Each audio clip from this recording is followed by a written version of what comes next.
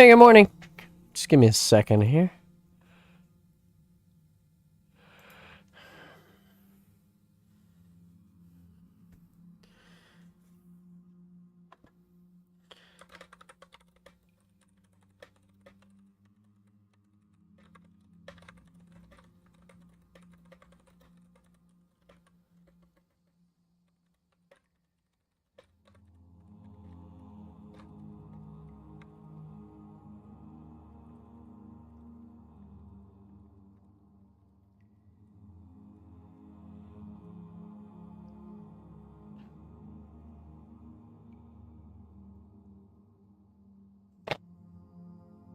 Hmm.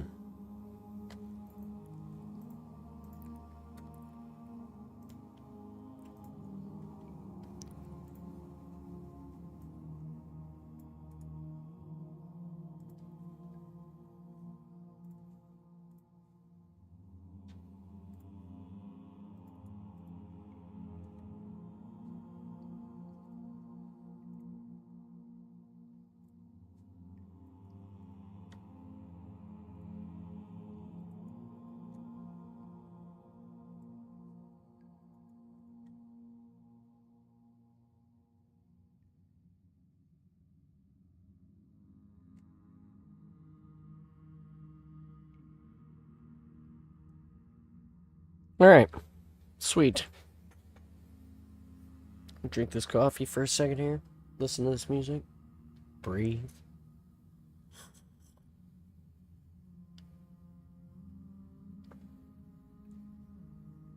Hello there.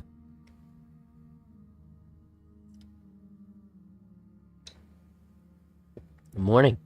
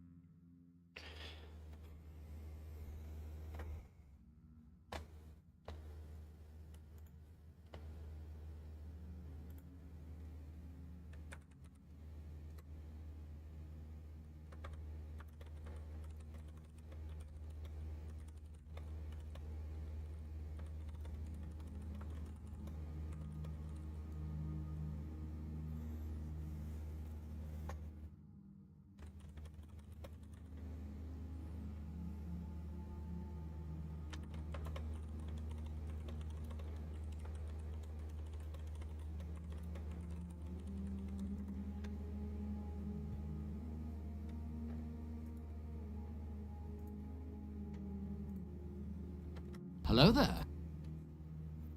Hey, morning, Spectre. How you doing? Sorry, I'm just doing some back-end things here real quick while I'm preparing myself for the pain.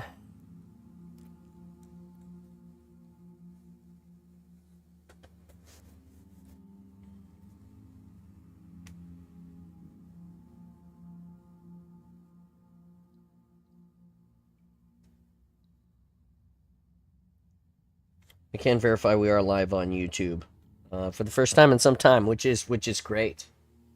I'm very happy about that.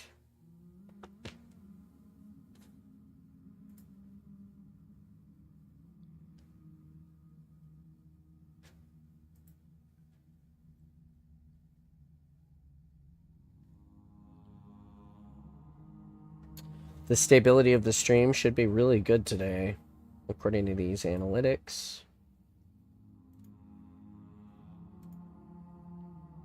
Mm-hmm.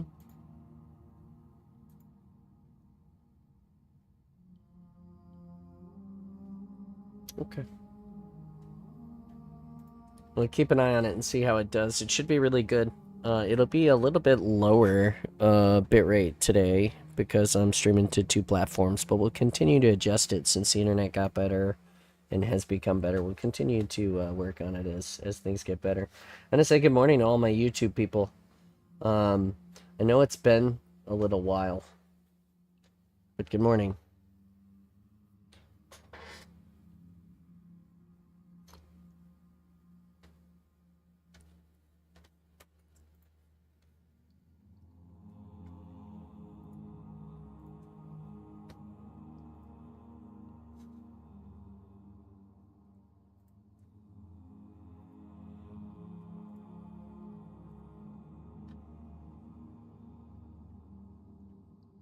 Doing good.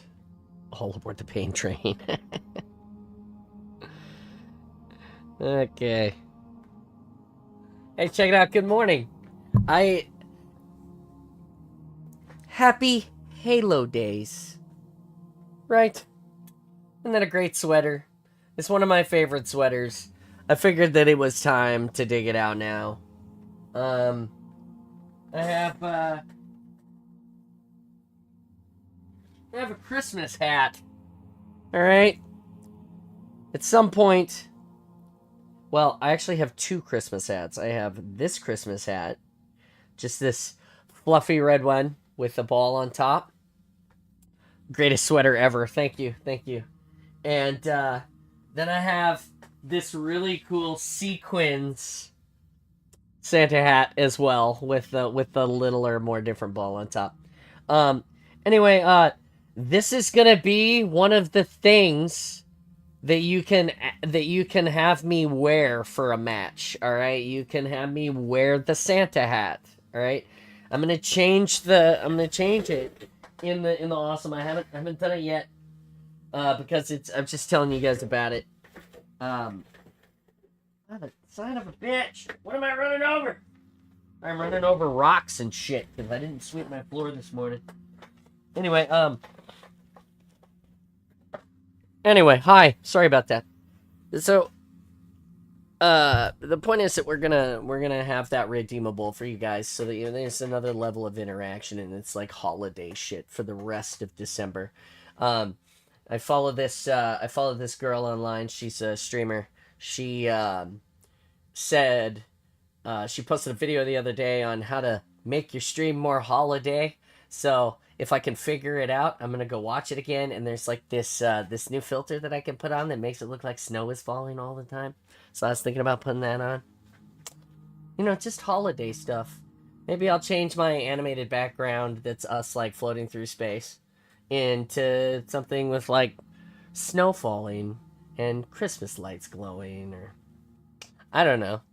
I just love this season. It's like Jimmy is probably not watching yet.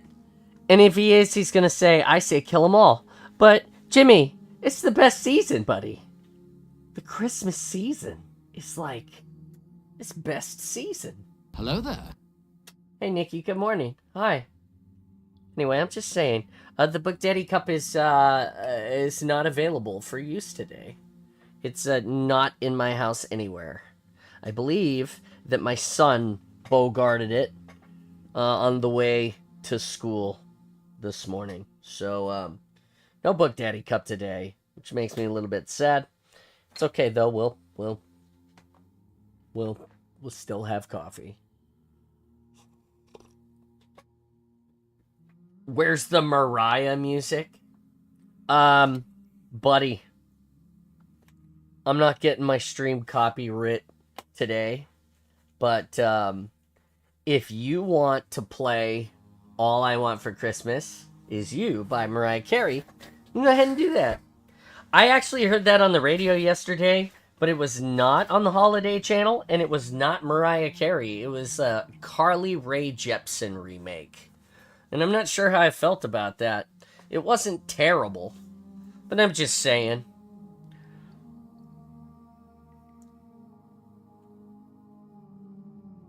They need to... I don't know. Modern Christmas is heralded in by... For me, it's still Bing Crosby. And, Rosemary Clooney. Danny Kaye, and the old people. All of the old people. These are movies that were out way before I was even born. My favorite Christmas movie is White Christmas. It's my favorite Christmas movie. That's it. Just tape a piece of paper to your mug that says Book Daddy. Alright, hold on. Hold on a second.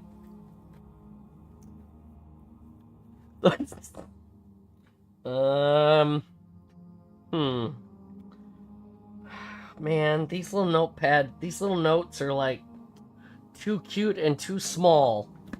Alright, I need a pen.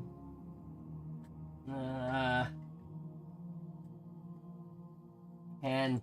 Where's a pen? I have markers in here. I just need a ballpoint pen. Just, where's it? Oh my jeez. I don't have a ballpoint pen in here? Oh, never mind. I got one. Die Hard, Christmas Story, National Lampoon's Christmas. No.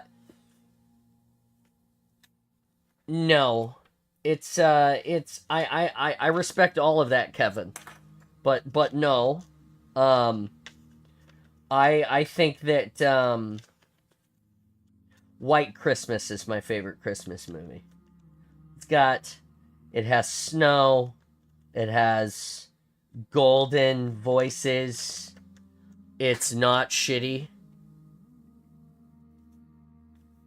And hold on, see, I've got the piece of paper on here. Mine is the Muppets Christmas Carol. Okay, that's very fitting. Very fitting. This is in case you all had missed it. This is that crafting with John that you haven't had an opportunity to see in a while. We're doing it right now. Okay. Because I'm a dumbass and I gotta be like Mr. Perfection and shit. Okay, hold on. Now I have... I hope this tape is like gonna be good enough.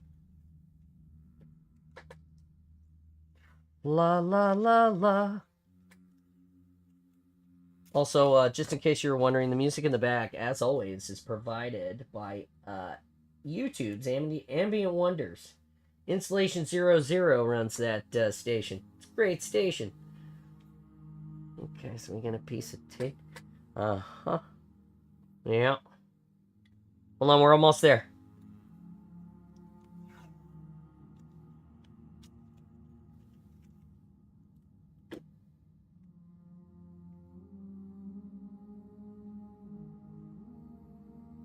Engineering at its finest here. My wife is gonna see this and be like, what the fuck? Okay, now I can take the permanent marker. Hold on a second. Oh, Scrooge is good. Now drink your drink.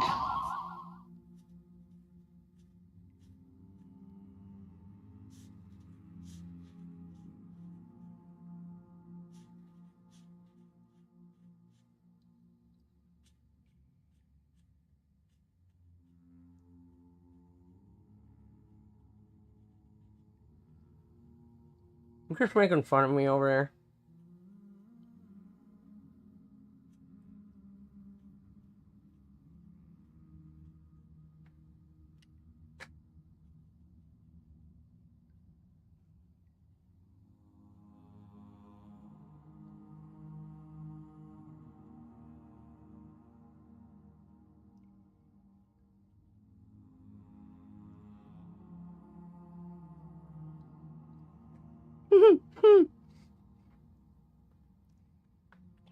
I'm glad I didn't just draw on my face. That would have been terrible.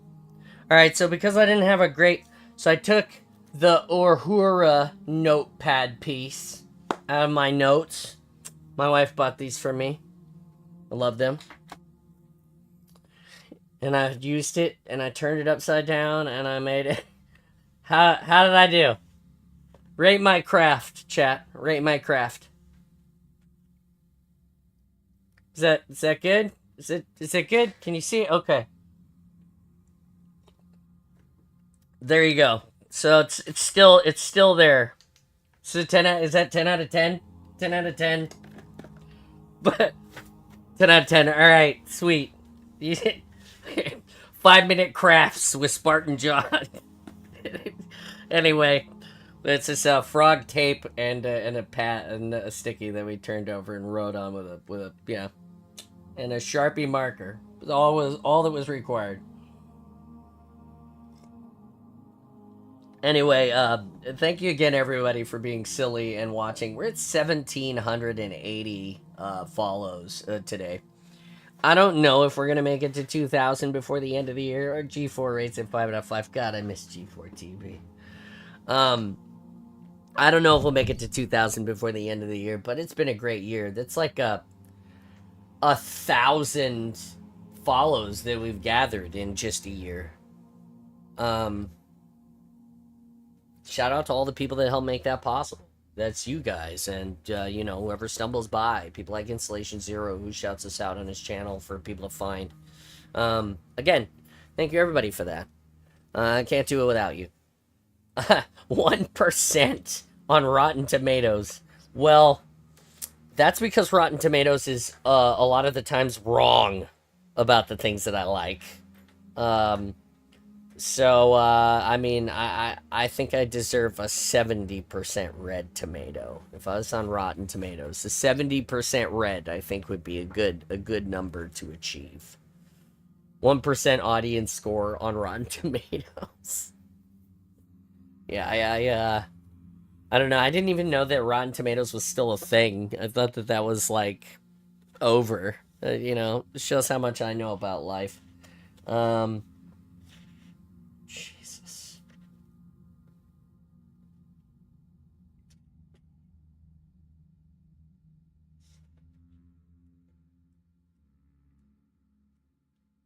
Alright. Jesus. Alright, here we go. So I've chosen to take a few, like, for anybody who's just catching up, we're on the Rubicon Protocol, alright? We haven't read in quite some time, and the last time we read, the internet was broken, so we had, like, 2 broken episodes. Because of that, there's reviews on Yelp, too, not looking good. Oh, Spartan John has reviews on Yelp, and it doesn't look good. That's too bad. Yelp don't know shit. Anyway. It's not true. I go to Yelp a lot to find out about what food they like, if a restaurant is good. Anyway.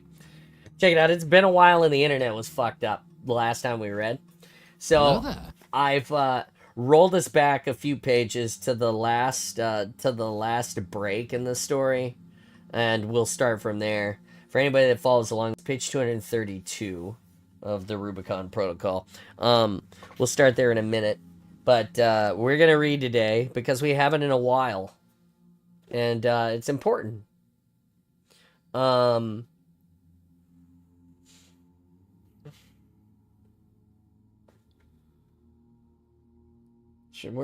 We're already 20 minutes into this fucking thing. I can't believe the time is flying. We're gonna get going. I'll talk about the Kraken later. They won last night. That's important.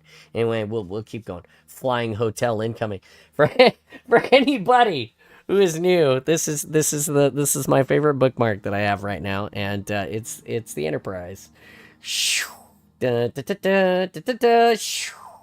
not gonna explain why we have it. Everybody who knows. If you know, you know.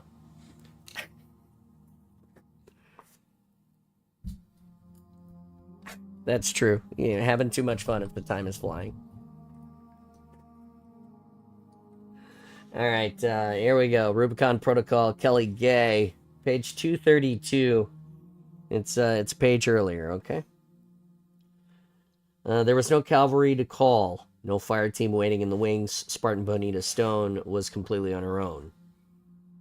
But from her point of view, the odds were pretty even. Gorian and Jaga Rodumni would give her a run for her money, of course, but the others, she wasn't worried. The strange flying creatures had turned the banished excavation force into a small skeleton crew of 3, the skirmisher piloting the skiff, the brute gunner, and the third brute, who had been controlling the excavation cannon, and those she could handle with ease. There was no doubt that once the data node was handed off to Escherum, her chances of ever obtaining it were slim to none. Jaga and the data were exposed now, and there might never be another opportunity like this. Rubicon Protocol, she reminded herself.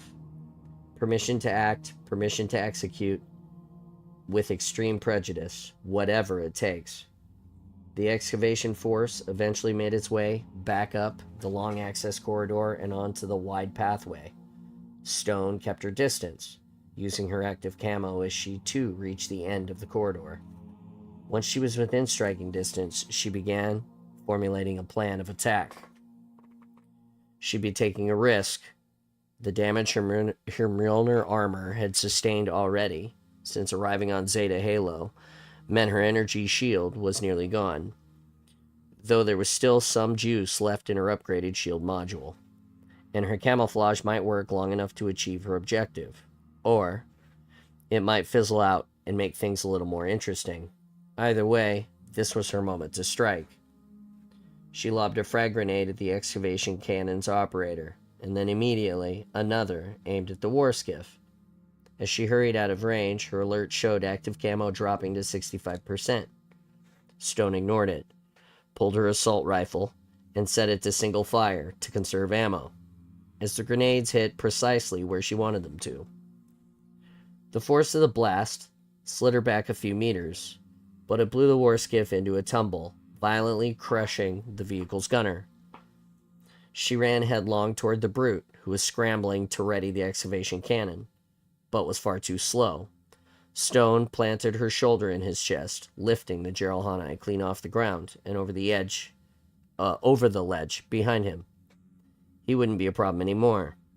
Immediately, Gorian and Jega drew their weapons and turned to face her, the Sanghili activating a glowing red energy sword in his right hand and manifesting a wicked-looking dual-bladed short sword attached to his prosthetic arm. The skiff pilot managed to right the vehicle and began squawking at the gunner, who had fallen out to take the gun. But he wouldn't be getting up anytime soon. Once he noticed it, the pilot lifted a pulse carbine from the skiff's co-pilot and fired a barrage of plasma bolts in her direction. One clean headshot with her AR, and the Kigyar was out of the game. Active camouflage at 52%, Uoko warned. Damn it. She backed towards the corridor as Gorian and Jega moved in her direction. Suddenly, the space between them was peppered with a needler, plasma, and carbine rounds. The flying creatures were actually making themselves semi-useful. They hovered above the pathway like gnats, flitting back and forth and firing away. Stone deactivated her active camo, saving what she had left. Immediately, Gorian fired on her position. "Incoming," Uoko said. "Yeah, I see it." Anger swept through her, as it always did when she saw the enemy wielding UNSC-issued weapons, in this case a Hydra, a gyroscopically stabilized high-explosive micro-missile launcher. She dove out of its range, its blast pummeling the corridor walls with a series of vicious explosions. Before she could get up, Gorian and Jega jumped on the abandoned ghosts and tore through the burned-out hole in the doorway, leaving her to contend with the creatures. "No, no, no," she ground out, seeing the data node getting away, as she fired off a series of rounds at their contrails. Without hesitation, she stowed the rifle on her mag clamp and withdrew both M6s, unloading into the hovering creatures as she bolted for the prone skiff. The excavator cannon had gone over the edge with the brute, so she'd have to improvise. She ripped the vehicle's modular plasma cannon from its mount, and then dove through the hole, rolling and firing through the opening. As she ducked down, Stone saw the ghosts receding. No Gerald Hanai or Sanghili warrior ever ran from a fight, and they especially didn't give up an opportunity to take down a Spartan. The fact that they'd fled only proved how important the data was to the Banished. Risking a quick peek back through the hole revealed the creatures simply hovering above the pathway. For some reason, they didn't want to leave the area, which was fine by her. "Thank God," she whispered, and took off running after the ghosts. They were heading back the way they'd come, which meant Stone had to intercept them now, instead of risking a fight near the lift where the Banished would swiftly increase their forces. As they crossed the enormous cathedral-like space that had first taken her breath away, Stone took aim and fired the skiff plasma cannon at the retreating vehicles. Red plasma bolts accelerated across the massive passage and struck one of the ghosts, shredding one of the stabilizers until it exploded. The blast sent the ghost veering sharply into the floor, throwing Gorian to the ground, as it continued to spin wildly before plunging into the depths beyond the platform. The second ghost stopped and spun around as Gorian rose from the floor. Stone held a deep grudge against these machines in general. those nimble little bastards, had put a world of hurt on the Marines she'd lost after the ring's fracture. Gritting her teeth, she fired a torrent of superheated plasma its way, but the distance allowed the ghost to easily evade. Jaga said something to Gorian, which made him stay back, as the elite suddenly gunned the vehicle, aiming right for her. That only makes you more of a target, Hingehead, she muttered, calmly taking aim. The Sangheili reactions were astonishingly quick and deft. He wielded the ghost like a blade, weaving the vehicle through wave after wave of glowing red bolts, some coming within mere centimeters of the vehicle's hull. With zero cover to evade the ghost's return fire, Stone realized that she'd have to rely on her enhanced reflexes and speed if she had any hope of stopping him.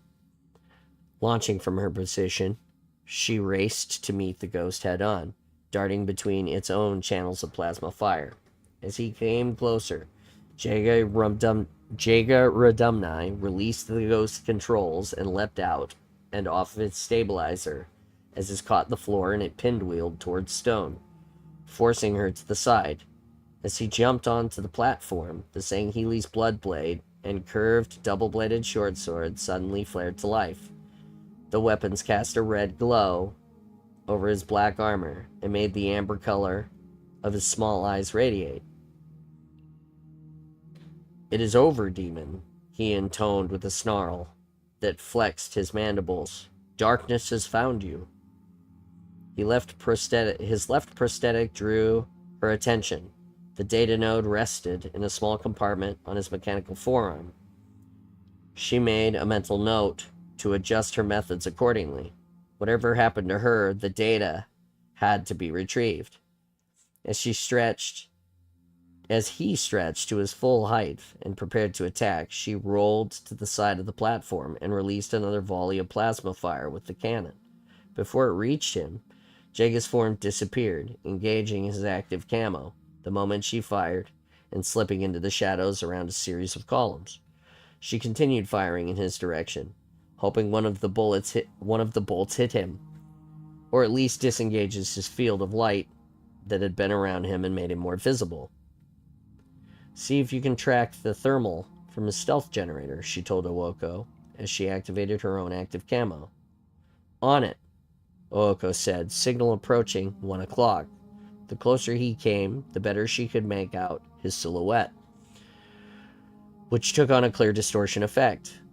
With a remarkable burst of speed, he lunged at her, deactivating his stealth as he sliced the cannon barrel in two. His energy blade so hot it went through the metal with ease.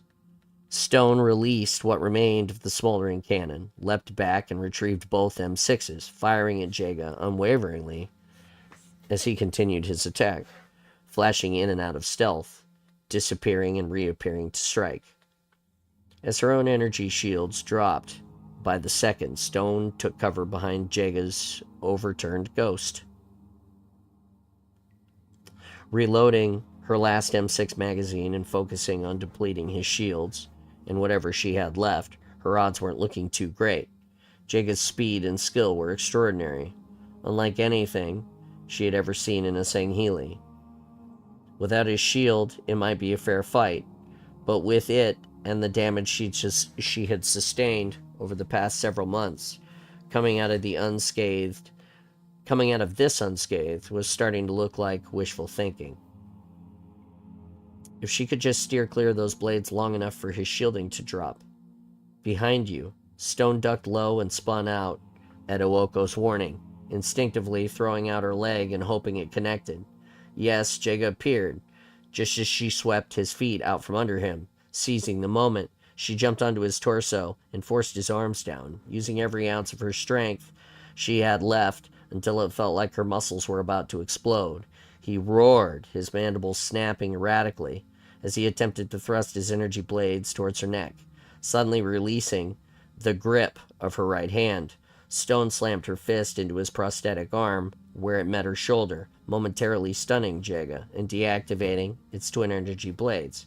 Struggling to keep him down with one hand, she tore the module with the data node free, using her other, tightening grip around it. Before she could recover, he'd already gotten a leg under him, and then a foot, shoving her off with a great bellow. Mid-air, Stone jammed the data node into the secondary port of her left forearm. Owoko, copy and then corrupt the node, and do it quickly. We don't have much time. Copying now, impact in 2 seconds. Stone slammed into the wall. To the sound of her Mjolnir armor groaning and cracking, she slid down, landing on her own 2 feet, and out of breath and shaky. An excruciating pain seared down her shoulder and back, holding that Sangheili down, and then landing that blow on his cybernetic arm must have torn her right arm and both shoulder muscles to shreds, and she was clean out of internal pain meds. That would have automatically dispersed into her system. Jega was now rising. Uoko, almost done. Stone grabbed her last grenade and primed it, gritting her teeth against the pain and lobbing it at the approaching Sangheili. Then she quickly took aim with her M6 and used its second to last round to blow it just as the grenade reached him. The force blew Jaga out into the deep chasm beyond the platform. Transfer complete, Uoko said. As Stone released a relieved breath, the ghost, piloted by Gorian, rammed straight into her torso, mercilessly pinning her against the wall. The force flattened her across its hull. A wave of warnings filled her Mjolnir heads-up display, showing a list of internal injuries that never seemed to end. The pain was so severe that Stone nearly passed out. Darkness at the corners of her vision began to creep inward, and she felt herself begin to roll off the ghost's crumpled front air dam. Reaching over the controls, Gorian grabbed her helmet in an iron-like vise and directed his ghost across the platform and up the arched corridor leading to the lift. Evidently, the Bloodstar wasn't going to take any chances. Rather than attempt to retrieve the data from Stone, he'd simply retrieve Stone, or whatever was left of her at least. That was a mistake. Unable to reach her assault rifle, Stone had nothing to fight with now except her will. Taking hold of the Geralani's arm with her right hand, she began pummeling Gorian with her left fist as he held tight to her helmet. The Bloodstar lifted her head and slammed it on the hull several times, trying to knock her unconscious. The trauma was so great that the display immediately blinked out and the visor began to crack. She scrambled to get a better footing, but couldn't achieve any traction on the ghost's curved hull. Without any words, Uoko released a reserve draft of adrenaline into Stone's bloodstream. The stimulant coursed through her system, giving her a final burst of strength. Grabbing Gorian's wrist with both of hers, she used the core to twist onto her back and pulled her legs into her chest, flipping herself over the Geralani's head. A bolt of pain reverberated through her chest and arms, but she stamped it out and held on, allowing the ghost's momentum to carry her to its back. In the process, she came down behind Gorian, and using what strength remained, she jerked the Bloodstar from the ghost. The two rolled over 10 meters before coming to a stop in the antechamber just outside of the lift area. A brute captain hurried from the lift, Mangler drawn. Beyond him still on the lift was a brute sniper, an elite, and 2 jackals. Her odds were starting to dwindle. Nectarius, no, Gorian growled. The Bloodstar hadn't suddenly gone soft on her. She knew. He was simply denying the newcomer the right to a kill he'd worked so hard for. Stone pushed sluggishly to her feet. Somewhere in the back of her mind, she knew things were not going to turn out the way she'd hoped. Only a few rounds were left in her AR and no camo. Her shoulders and arms were screaming. But it had to be enough. She activated the enhanced shield module and immediately launched herself through the doorway past the captain and the lift full of reinforcements, darting across the larger area she'd seen when she first arrived, all the way to the door on the far side. If she couldn't take the lift up, she'd need to find another way to the surface. The door opened like all the others, leading to a short, narrow corridor, and then a small antechamber with 2 parallel ramps that sloped down toward yet another door. But here, there were 4 grunts at the bottom of the ramps. Great. She ran headlong into the first 2, with enough force to send their crumpled forms into the air. They hit the wall and bounced off in a slurry of blood and methane. Her continued momentum allowed her to land her fist on the third, lifting it completely off of the ground with a crackling sound. The young boy's lifeless body dropped to the ground with a dull thud.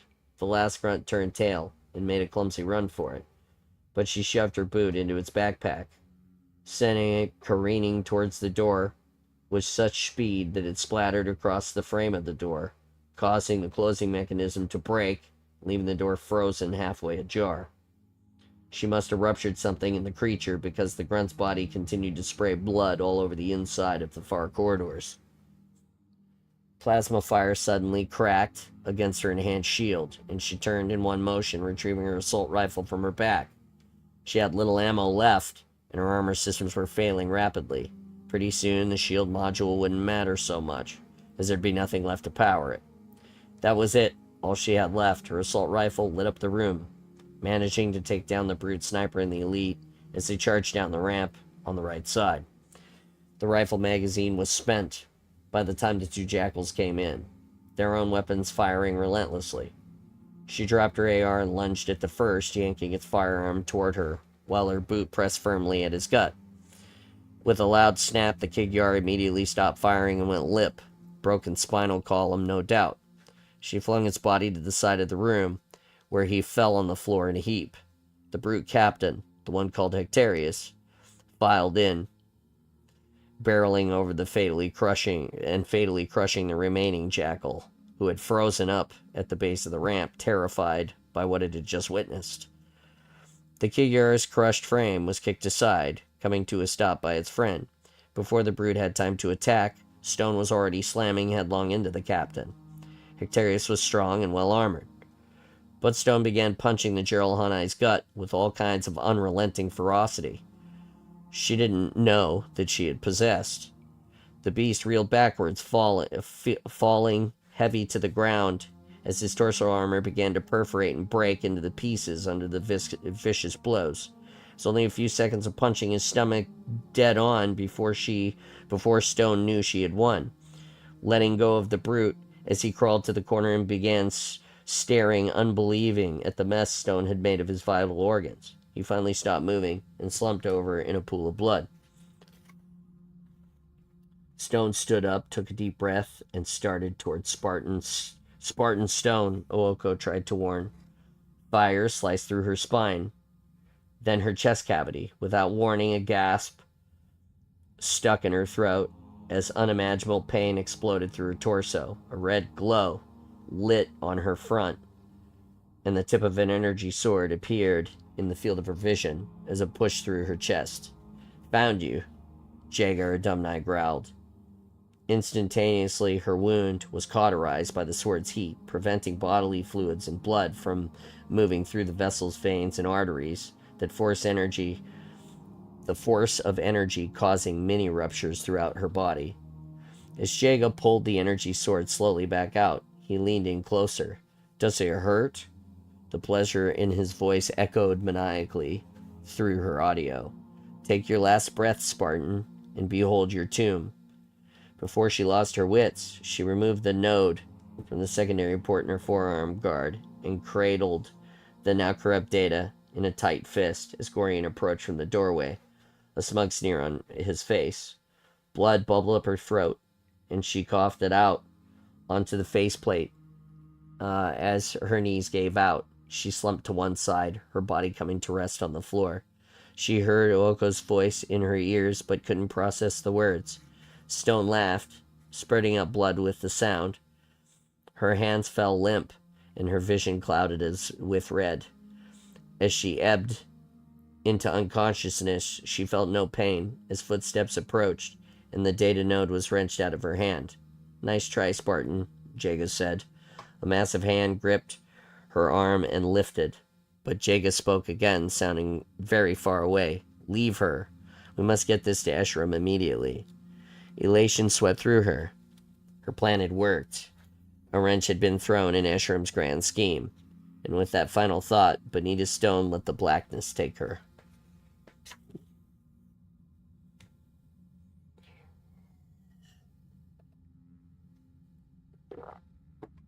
Chapter 29. The Tower, Zeta Halo, April 26, 2560, day 136. Lucas Browning awoke with a start as the energy barrier deactivated, and Iticus stepped in with a sneer that pulled one side of his mouth away from a dirty tusk. "Get up, vermin. She wants to see you." Immediately, Lucas's body tensed, and fear gripped his chest. There was no way in hell he ever wanted to see her again. He scooted back into his corner, his pulse leaping wildly, as Iticus ducked into the room with a low chuckle rumbling in his throat and his dark eyes narrowing with satisfaction. Your fear is well placed," he said, grabbing Lucas by the ankle, turning and pulling him across the floor. Lucas reached out with both hands for his corner, his safe spot, his only safe spot in this entire goddamn place. But it grew farther and farther away. He managed to grab the edge of the wall as they exited the cell, but that only got him a kick in the ribs. Pain shot through his side, making him scream. In the din, he heard his neighbors banging on the cell walls, sounding pissed and trying to taunt Iticus to take them instead. But the brute just laughed and kept going. Every bump and twist of his body radiated pain through his side, as did drawing in deep breaths now. The symptoms didn't lie. No doubt one or two of his ribs had broken or cracked. Iticus couldn't care less, of course, and continued to drag Lucas by the ankle all the way down the corridor. At the end of the ramp, leading to the first level, the brute gave a great jerk and flung Lucas forward. He screamed again to the sound of the brute's laughter, going airborne for a few seconds and then hitting the ramp midway. Agony engulfed him. His eyes rolled into the back of his head, and his stomach turned as he slid the rest of the way down the ramp, coming to a hard stop against a heavy golden-colored boot. Its owner leaned over, contempt on his saurian face and ruffling his mandibles. The second Lucas saw Chaklock, his fear spiked even more. Injuries be damned. He scurried back, his hand instinctively going to his side. No, that would draw attention. As much as he wanted to support and protect his ribcage, he let his hand fall to his lap and kept his eyes on the ramp. The vibration of Iticus' footsteps coming behind him made it that much harder to stay still, as each footfall sent aching stabs through his side. Chaklock picked him up by the neck. Lucas's feet dangled off the ground, making his neck, torso, and ribcage stretch, which in turn made his new injury unbearable. His breaths turned to pants as he tried not to vomit all over the warden. "You are not worthy of the honor that she bestows upon you, worm," the Sangheili declared, with great disgust. He opened his hands and let Lucas drop to the floor. And the pain just kept coming. It was too much. A cold, clammy sweat broke out on his skin as he lay there, gasping, the room starting to tilt. "Bring him to the Phantom," Chaklock ordered, and strode ahead of them. Iticus yanked Lucas to his feet and shoved him forward. He felt drunk and disoriented, finally cradling his ribcage and limping across the ground level, following the Sangheili around the massive gravity lift in the center of the tower, then out onto the landing platform. He glanced up at the waiting Phantom, and somehow managed to climb aboard without passing out. He had the shakes real bad, and couldn't stop trembling, no matter how much he tried to calm himself. He was too dazed to judge how much time had passed, or even which direction they'd gone, but he was vaguely aware of landing, and then being brought out into the largest, most intimidating and fortified outpost he'd ever seen this far. The landmass here had split in two, revealing sheer cliffs of hexagonal Forerunner alloys. In the space between the two cliffs, a massive tower rose several meters from the ground, densely armored and heavily defended. Of the banished military structures he'd seen on Zeta Halo so far, there had been nothing quite like this one. Enormous supports extended from the top of the central tower to each cliff side, effectively anchoring all three structures together. Daylight stung his vision, making him cast his eyes downward. What did looking matter anyway? It It was just another banished outpost and another trip to Shitsville, just like all of the rest of the places he'd been since landing on the ring. He stumbled. Iticus growled behind him. Fall once more, and I will make you bleed, human. Lucas tuned him out.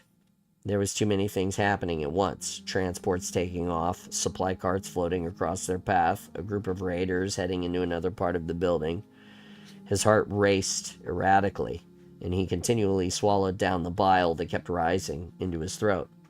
After heading across a large bridge, they entered the massive tower that seemed to rise impossibly high above him. Inside, the central structure was a lift, and they rode this to the 4th level, debarked, and then passed 2 brute guards stationed at the end of a clean, quiet corridor. The walk seemed to stretch his vision, now growing fuzzy and turning the corridor into a tunnel whose walls began to close in.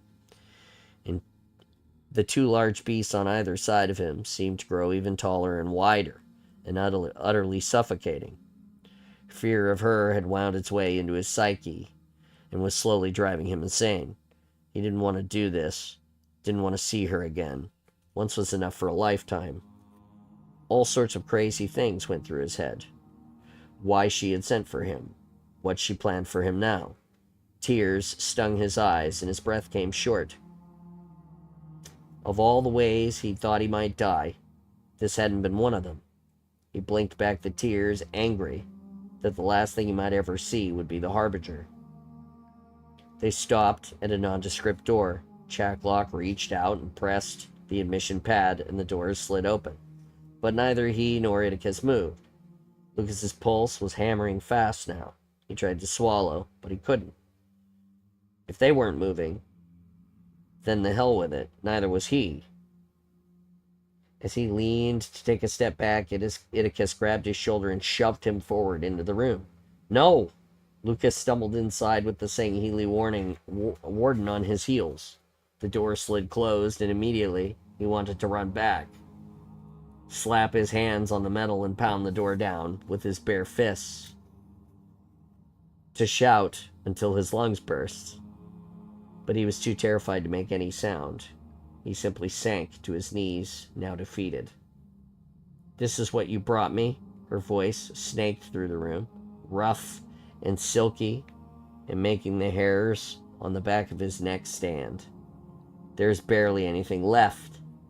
He is yours to do with as you see fit, Chaklock replied. Indeed he is. She must have waved the warden away, because he heard the door open and Chaklock's steps retreating. The doors slid shut once more, and silence filled the room. Lucas stayed on his knees, shivering, head down, eyes squeezed tightly, closed and wishing he could just disappear, shrink away and evaporate into nothing. Were you treated unjustly in his tower, human? He didn't answer. He couldn't if he tried. Her powerful voice was like thousands of tiny insects crawling all over his skin. A soft whirring sound filtered through his fear, and her voice seemed to come from another spot in the room. When she spoke again, we aren't so different in this. I too know intimately of injustice, to be sentenced for crimes not your own.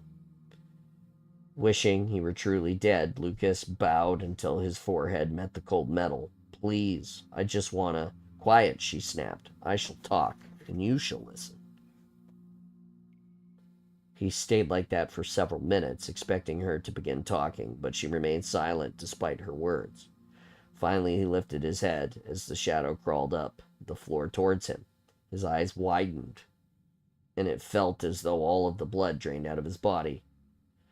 The shadow withdrew, and it grew quiet in the room once more, until all he heard was his pulse thrumming through the eardrums. And finally she spoke again.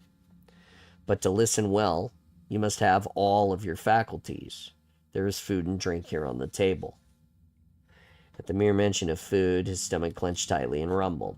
Tentative, he looked up to see her figure, in profile, hovering at the only window in the room. Her triangular headdress turned slightly, revealing some of her bluish skin and pointed jaw. Her head dipped regally, and one lithe arm tipped by those long-clawed fingers gestured to the table. His eyes grew round instantly. His mouth salivated. The table was full of food. Jesus, he started to sweat and wondered if he was hallucinating. He was pretty sure he was going to die, but damn, if what he was seeing was real, then at least he'd die with a full belly. Screw her and screw the brutes, and screw this entire goddamn ring. His legs trembled as he held his side and pushed excruciatingly slowly to his feet. He shuffled forward, weary of her watching him, but drawn to the contents on the table. Metal plates piled high with steaming shredded meats, several types of fruits. Though he couldn't identify any of them, it didn't matter. His nostrils flared as he picked up a chunk of perfectly cooked meat with his fingers and shoved it slowly into his mouth. It reminded Lucas of venison. He really tried to take it slow, but as soon as the savory taste hit his tongue, he lost all decorum, all train of thought. His brain shifted to survival mode. And the water, dear God, there was a metal pitcher and a cup already full, and it slid down his throat like a dream, fresh and cool and blessed and clean, washing all of the glorious food straight into his stomach. It had been so long since he'd had anything like this. He was only halfway into his feast when her voice pierced the air. "That's enough," she said. He hadn't even flinched at her words, just obeyed like a dog that he apparently was. He felt like he'd run a marathon. His breath came fast, his entire body buzzing. He wanted more, but her presence, so close and so dominating, quelled his desires. Facing her, he saw that her eyes went black, as he'd originally thought, but a reddish purple, and thick bones along her jawline were more like flaps than bone, and they moved when she spoke. Now she said promptly, "Let us begin." Chapter 30. Zeta Halo, April 27, 2560, Day 137.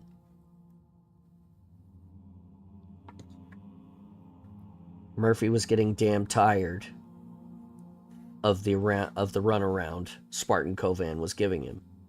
Runaround, silent treatment, whatever you want to call it. It was all the same to him. He stormed out of camp and up the trailhead, refusing to back down or to let her walk away from him. God damn it, Kovan. Stop.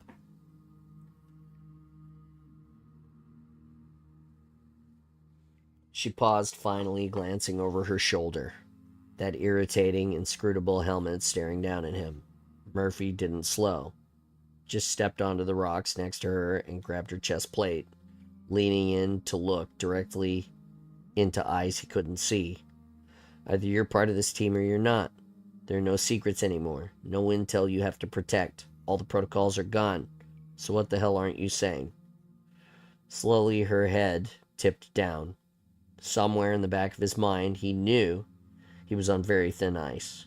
But emotion had overridden self-preservation, and in this case, it was warranted. There was no way he was backing down. Several moments passed. Murphy heard the others come up the trail, stopping a few meters away and whispering, "Shit, you ever see Murphy get mad?" "Never. You?" "Nope." Kovan's hands curled around his wrists and squeezed. She could have crushed them to dust without much effort. But that wasn't where this was going. At least he hoped not. She removed his hands from her armor and then stepped back, taking off her helmet and tucking it beneath her arm. The cold stare from those glacial blue eyes went straight through Murphy, like an Arctic wind. He actually felt a small shiver and had to give Nina Kovan her due. She could certainly be intimidating as hell. Her mouth was set in a grim line, and just a faint pink of anger had come from her pale cheeks. Good. She was just as pissed off as he was. Don't ever do that again, she said, each word carefully measured. He opened his mouth to argue, but stopped, drawing in a steady breath, trying to reason with her. It's been some days, so Stone is still not back, and you're not exactly being forthcoming.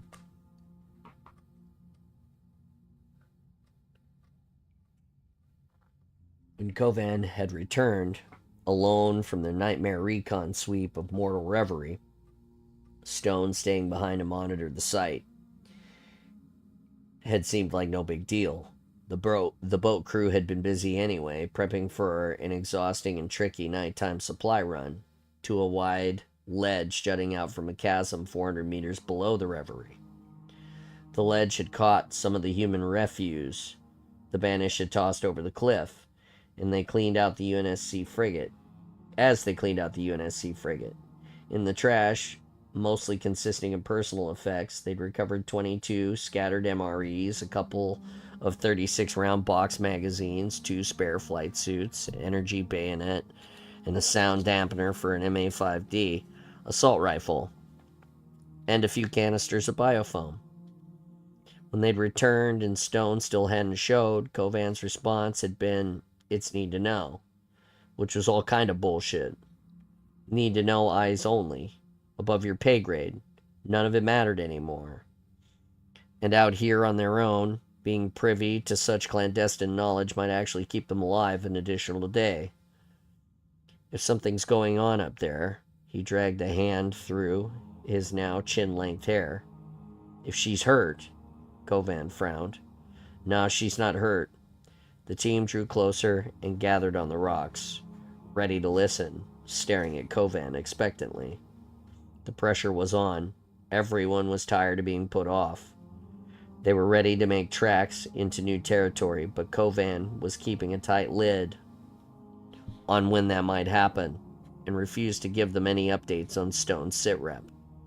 If she's not hurt, then what's her status? Dimmick asked, sitting cross-legged.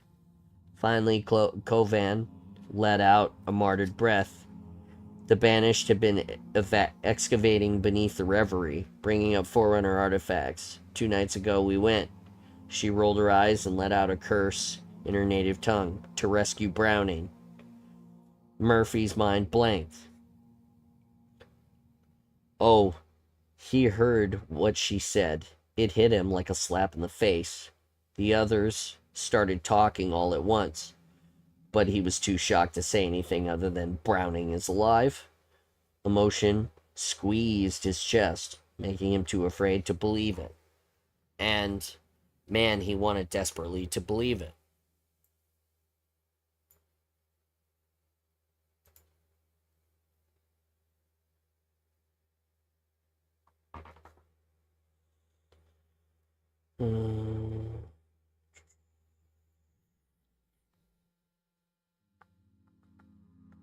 Sorry, I lost my place resetting the sound. Give me 1 second.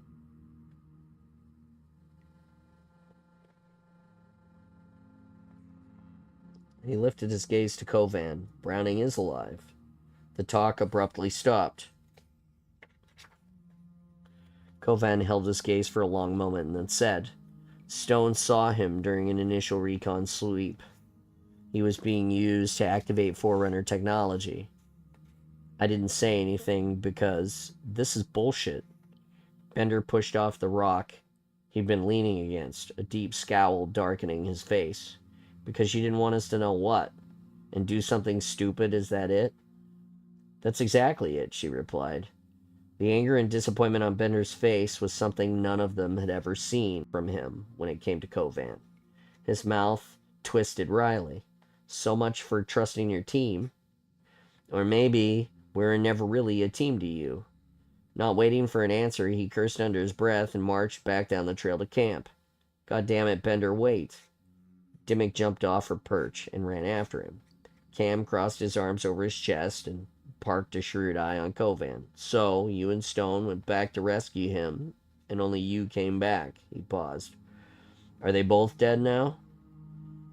Not that I'm aware. I was unable to extract Browning.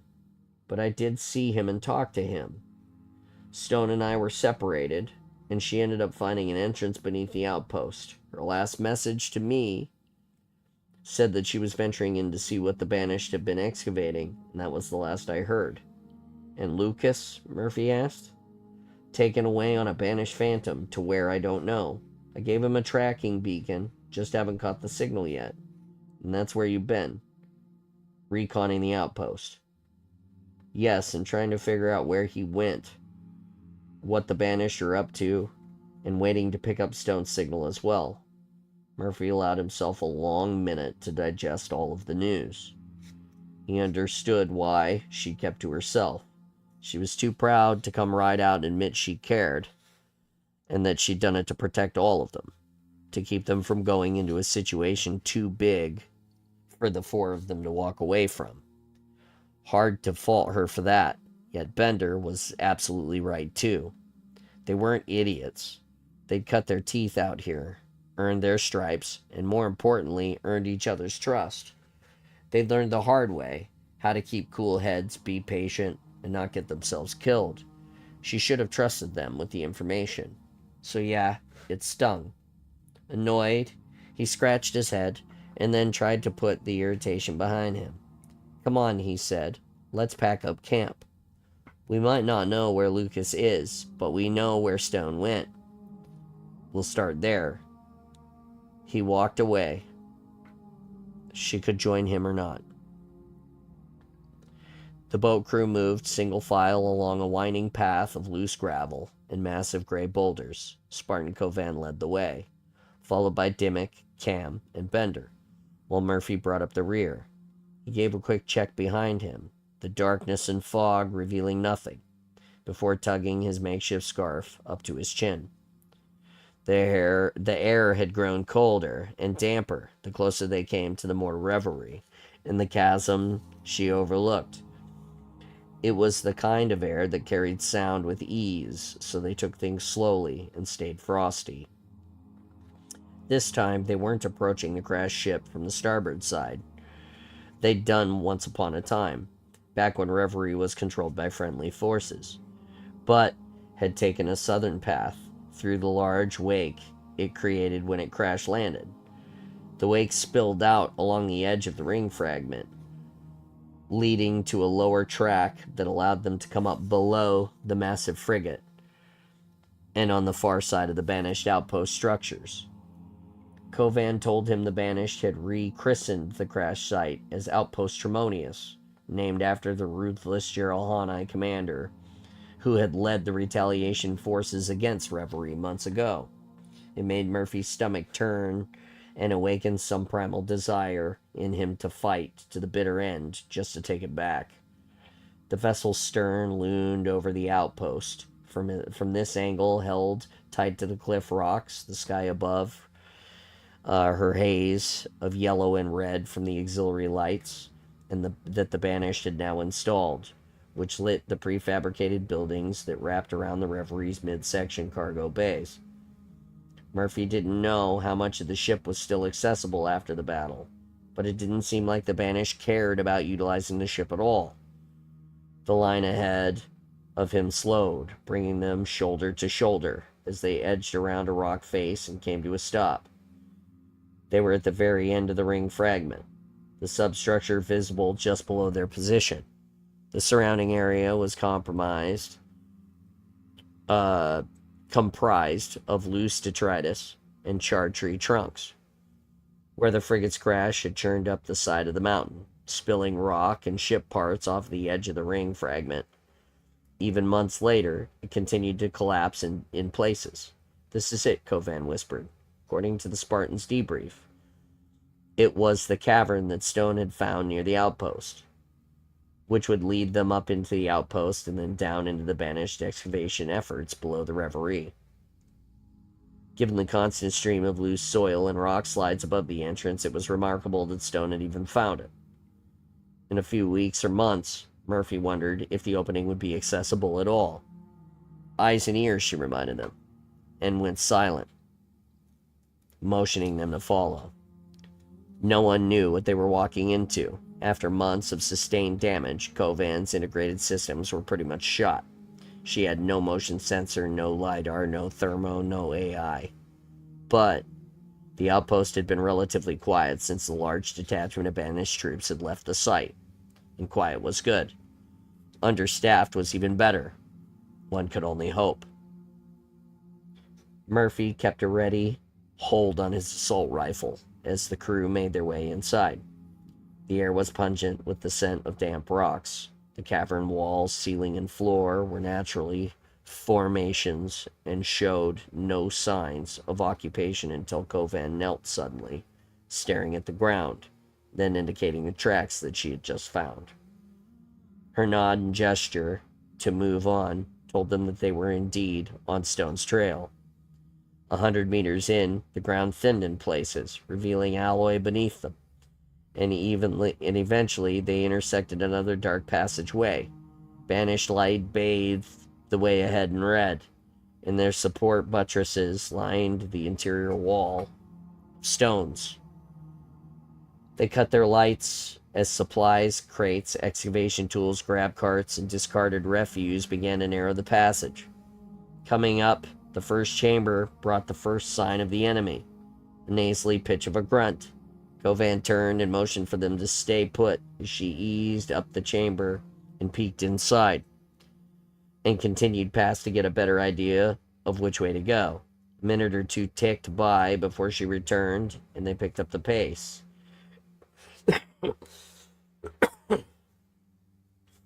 As they passed the chamber, Murphy got a quick look inside at a grunt reclining back on his methane tank, taking in his sleep.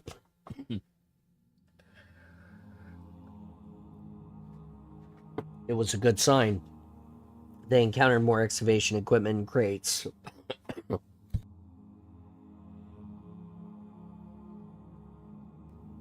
And crates piled up in some cases, and some cases tossed in the room casually to one side. The lack of guards and the state of the discarded equipment made Murphy wonder if the Banished had halted their efforts, not just for the night, but more long term. As they passed through a Banished doorway into a barely lit corridor, Murphy's gaze snagged on the far end of the chamber, where a rectangular panel hung upright and some kind of glowing yellow inlay traced out in the shape of a triangular-headed figure. A shiver skated up his arms and pricked the back of his neck. Whatever it was gave off a bad vibe, and he was grateful to be moving along to a separate corridor leading to a supply elevator up ahead. If Stone had been hunting for what the Banished were trying to dig up, then this was the place she'd come. The line stopped, and Murphy crouched behind a stack of weapon crates. The lift sat just a few meters away, like some gaping mouth oozing Banished light. 2 brute guards in leather armor sat dozing in the intersection of the corridor. While these Geralhani were low in rank, among their own kind, they were still 700 kilos of destruction, capable of ripping apart humans with their bare hands. Still, Murphy and his crew had learned a thing or two in the last few months. Kovan leaned forward, indicating to him that she'd take the one on the left, while they should go for the one on the right. And, above all, they had to do it quietly. Murphy nodded, let his rucksack slip to the ground, and then retrieved the energy bayonet they'd salvaged earlier. And Bender unsheathed his precious combat knife. Cam and Dimmick followed suit with their own blades. It was delicate business, killing such a massive creature quietly. But they'd done it before, in a tight spot, and they'd do it again. Since they'd been lucky enough to come up on the guards as they slept on the job, Murphy gave the crew the 2-1 signal with his fingers, code for takedown tactic they'd use. Cam and Dimmick at the legs, Murphy at the gut, and Bender at the throat. The key was striking in unison, and with Kovan in order to keep their targets from calling in reinforcements. As Murphy waited for the signal, Kovan removed the sleek Geralhani combat knife she'd taken from the body of a stalker in a few weeks back. She turned her head, and he was met with those 2 gold-colored eye lenses as she gave him the 3-second countdown signal. She started to count. 1, 2, On three they moved, Kovan edging her way around the wall to come up beside the brute on the left. Murphy and Bender made a direct approach to the others as Cam went to the right side and Dimmick to its left. Closer they crept, easing each footfall down as quietly as possible until Murphy was near enough to the sleeping brute that he could smell charred, sour meat on the alien's breath.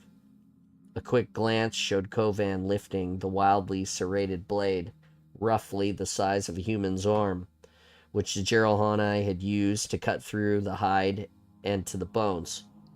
After a quick nod between them, Murphy dove for the brute's stomach, stabbing the tip of the energy bayonet against the leather covering his gut, then activated it as the enemy jerked, eyes flying open. Murphy forced the bayonet straight up through the Geralhani's chest cavity as Bender cut his throat, sending a spray of wine-colored blood all over his hands and arms. At the same time, Cam and Dimmick cut the tendons behind the knees. They'd learned to cover their asses. If the larger wounds didn't stop the brute, taking out his mobility would sure help. The Geralhani never had a chance to scream, and Kovan had overtaken her target just as quickly, her knife nearly decapitating the guard.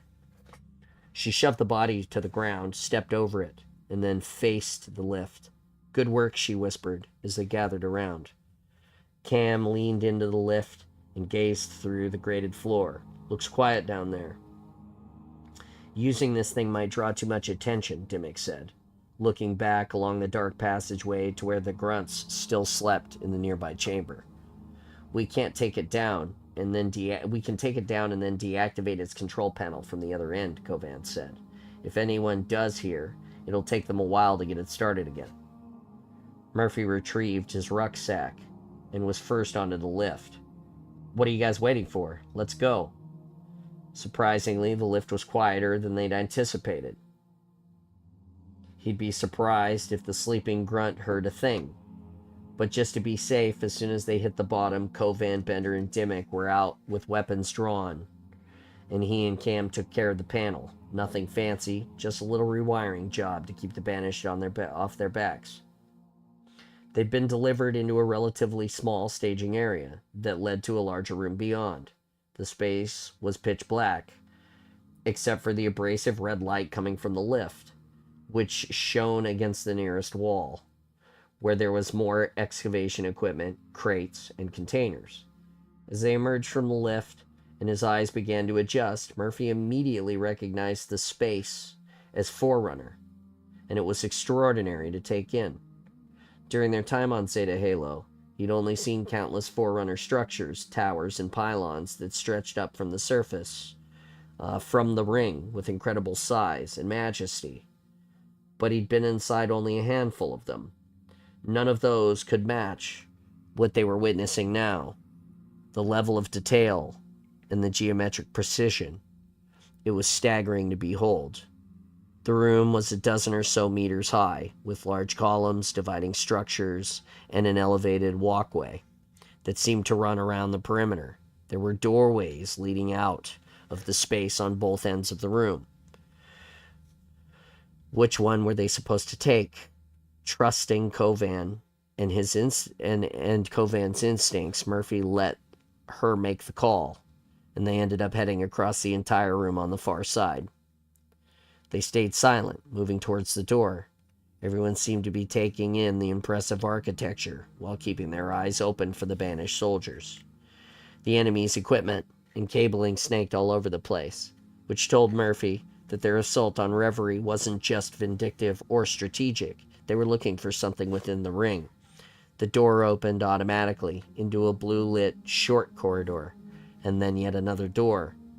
On the other side, two grunts fiddled with a banished crate in the corner.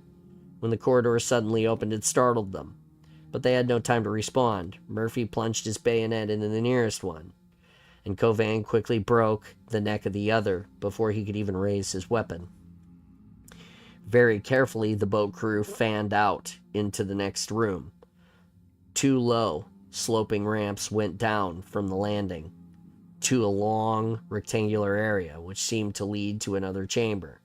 Kovan and Dimmick took the right ramp, while he, Bender, and Cam took the left. The room was filled with banished machines, cables, and dead bodies. A handful of dead banished soldiers were scattered across the floor at the base of the ramps, blood and weapons fire on the walls, the floor indicating that it had been the site of a pretty intense battle. There was a slew of banished equipment cluttering the floors among the bodies, and the smell of spent weapons was still fresh. Whatever had happened here, it was fairly recent. Shit. Murph. Bender nudged his shoulder, gesturing to his right. Murphy followed his gaze and saw the legs first, and the familiar faded blue Mjolnir armor. Heart sinking, he hurried down the ramp. It was Spartan Stone all right, slumped against the base between the ramps, legs splayed, head hanging to one side, a vertical burn in the center of her chest armor. He knelt just as Kovan slid down beside him, bumping him out of the way, calling Stone's name and shaking her by the shoulders. No one in the boat crew spoke. They collectively stood there, digesting the reality, trying to process the fact that Bonita Stone, one of the mightiest Spartans they'd ever known, who'd saved their lives time and again, was just sitting there dead on the ground. A string of curses rolled through his mind, and his heart tightened until pain radiated through his chest. Without Stone, he wouldn't have made it out of that crashed lifeboat. She could easily have bypassed them to engage the Banish, but she hadn't. And then she'd led them through the hostile territory until they'd reached the Reverie. And even then, she looked out for them, helping them escape in utter chaos of the events that followed. After a long time, Kovan leaned forward and gently retrieved the visor chip from Stone's helmet, then slipped the small device into her own neural interface. "What's she doing?" Dimmick said quietly. "Accessing Stone's log, probably." Cam sat on the ramp, shaking his head. "I can't believe she's gone." After everything they'd been through, all of the hardships, all of the losses, it didn't seem fair. It wasn't fair. Zeta Halo was proving to be a great equalizer. Murphy knew what it was like to lose friends, good, outstanding comrades to war. So many of them over the years that he'd stopped counting. But Spartans didn't fall as easily and often, and stayed together for many years. He wanted to believe he understood what Kovan was feeling. At least that way he'd know what to say or what to do to help. But in the end, he knew the mind of the Spartan, the way they viewed their jobs, their fire teams, was way more complicated than he could possibly imagine. She was a badass, though, and a badass through and through. That was all that Bender could say after a while. "Were they together for a long time, her and Kovan?" Dimmick asked. "Since before Infinity was commissioned." Kovan removed her own helmet and sat back on her heels, staring at Spartan Stone's lifeless form, her head bowed, her pale hair falling to obscure her profile. All he could think about was the deep sadness and grief that she must be feeling. 10 years, Kovan finally said. "We met on reconnaissance starship Relentless Watch before joining the Spartan 4 program. Recon was hardwired into her DNA from the beginning." She removed the chip from her interface and stared at it in the palm of her hand, and straight on to the end. The metal groan of the lift in the room beyond made them all jump. Murphy scrambled to his feet and rushed back to the staging area to see the lift rising in fits and starts. "They're manually pulling it back up," he called, returning as Kovan stood and donned her helmet. Once the Banish finished hauling the lift car back up, they could manually lower the lift from the top or even just cut through its floor and drop through the lift shaft. Murphy could see that the crew wasn't sure what to do about Stone. He wasn't either. No one wanted to leave her. Hell, they were still absorbing the shock of suddenly finding her. But the Banished weren't going to wait around for them to grieve. They had to leave now if they wanted to create any sort of distance between them and the enemy. It was up to Kovan. But the way Murphy saw it, there was very little choice. while Kovan could carry the body and its accompanying armor. Doing so would slow them all down considerably. And with the banished hot on their heels, that decision could jeopardize the entire crew, and Stone would not want that. With a grim expression, Kovan straightened, unshouldered her rifle, and motioned for the broke crew to file out. Evidently, she knew from the data chip where Stone had been and where they needed to go next if they wanted to evade the banished. At the top of the lift. It had to be breaking her heart to leave, knowing this hellhole would be Stone's final resting place. But she stood there, shoulders straight, ready to do the right thing. As she walked by her side, he dipped his head in acknowledgement and understanding. She took the lead, and they hightailed it through the next chamber, and the next, and then the next. Hours had passed in a blur since Murphy and the boat crew had successfully evaded the enemy, traversing a maze of interior passages, chambers, and open cavities, threaded with immense support beams, girders, conduits, and pillars. At first, it was a scramble just to get away from the banished staging area, but when it became clear they'd lost their tail, the group had slowed to a steady, manageable walk. Now that Murphy had time to really look at his surroundings again, he couldn't help but be amazed. If the first room was impressive, what they were seeing now took his breath away. Walls soared dozens of meters high. Pathways seemed as wide as starships. Glyphs and geometric lines decorated surfaces of smooth alloys untarnished by time, while hard light illuminated some of the lines in familiar Forerunner blues. He had expected it to be big. The Foreigners did everything on a divine scale, but this was beyond imagining. The size was astonishing, and it truly felt as though they were walking in the shadows of the ancient gods, through corridors and chambers meant for only titans, apart from the occasional rumble of what sounded like a distant thunderstorm. A hush lay over the entire area, like a place in waiting, where at any minute the Forerunners might suddenly reappear from eons past and continue where they'd left off. And there was Stone, lurking in the back of his mind, his grief of her death on hold as they fled from the banished, Kovan leading them on a dizzying path, as though she knew exactly where to go. Occasionally they came across evidence of banished excavations, plasma burns through metal, slag on the floor, broken consoles, and empty chambers. Who knew what things the enemy had uncovered, what additional advantages they'd gotten out of their endeavors. The team was exploring a set of chambers that surrounded a central chasm, the depth of which was lost in the utter darkness below. As if we didn't have enough to worry about, Bender said irritably, nudging a severed piece of cable out of the way. Now they're lining their pockets with Forerunner tech. Bastards don't let up, do they? Cam muttered.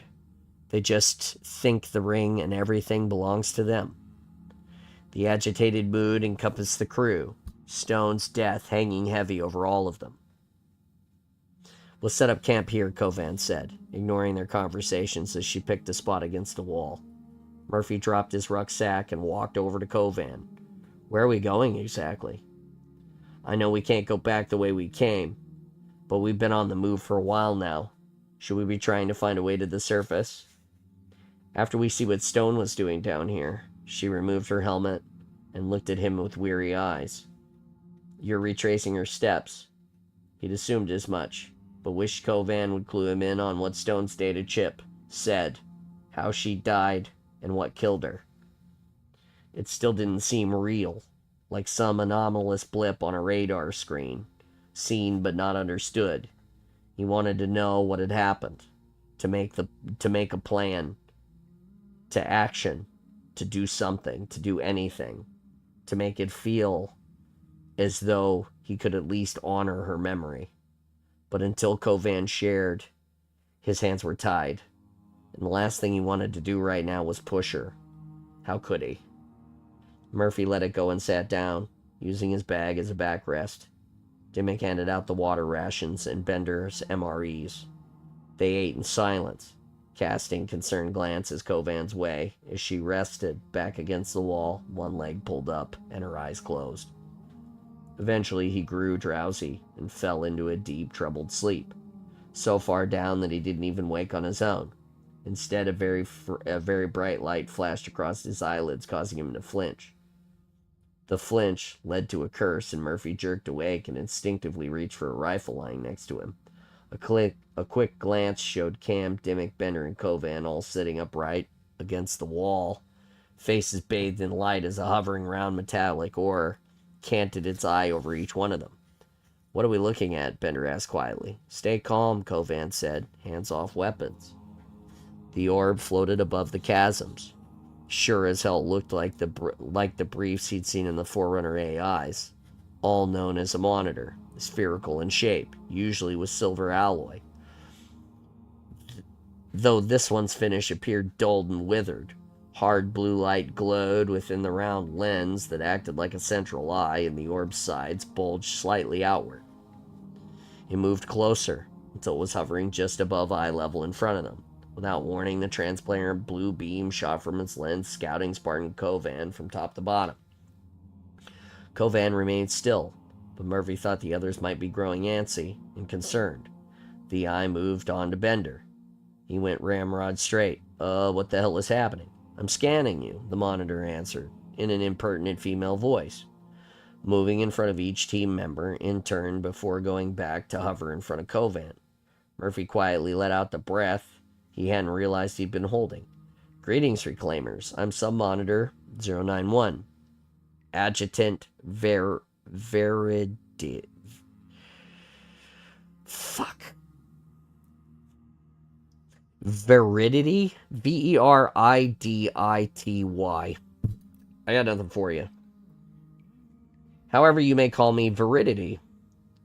She released an exaggerated sigh, her eye turning up as though lost in thought. "The past always repeats itself, cycle after cycle." Kovan stepped forward. "I'm Spartan Nina Kovan of the... I scanned your rudimentary software. I know who you are." Undaunted, Kovan replied, "As a sub-monitor, you're not the true monitor of this installation." "Oh, if I were the monitor," she said briefly, flying in a big looping circle, then coming back to a hover, her voice turning somewhat dark and excited. "The banished would all be dead." "All dead. Done. Dead is dead. That's how dead they would all be. But alas, I am but one sub-monitor among many, and a friend to any banished enemy, and that would be you." The sub-monitor was obviously a bit eccentric, or unhinged, but Murphy was too curious not to push for more information. "Who is in control of the ring?" Her eyes shifted his way. "Is it the monitor or Cortana?" she said, offended. "That horrible name. Good thing she's dead too. She thought she could take control. Such trouble she caused, moving and damaging our installation. Such trouble." Murphy had wondered as much, and it was good to finally have confirmation. So the monitor is still in control then. Veridity went very still, her blue gaze locking on him for a long moment. "Well," she began, swinging from side to side, then brightened. "Oh, happy day. You will set her free and restore our access. You are Reclaimers, after all." A term Murphy knew well. He'd heard it many times during the debriefs after Infinity's mission to Requiem back in 58. The Forerunners had intended for humanity to be their inheritors, calling them Reclaimers and giving them means to access their technologies. "What do you mean, set her free?" Kovan asked. When Cortana arrived at our installation, she sequestered our monitor, despondent Pyre, in the conservatory and limited her communication with the ring's defense network. The other sub-monitors and I have been maintaining systems in her absence, but we've been unable to release the hold placed over Pyre, or to access the defense network on her behalf. "This conservatory," Kovan said thoughtfully, "does it have access to the ring's communication network?" "Normally, yes, but without Pyre's subsystems, functions have been eliminated."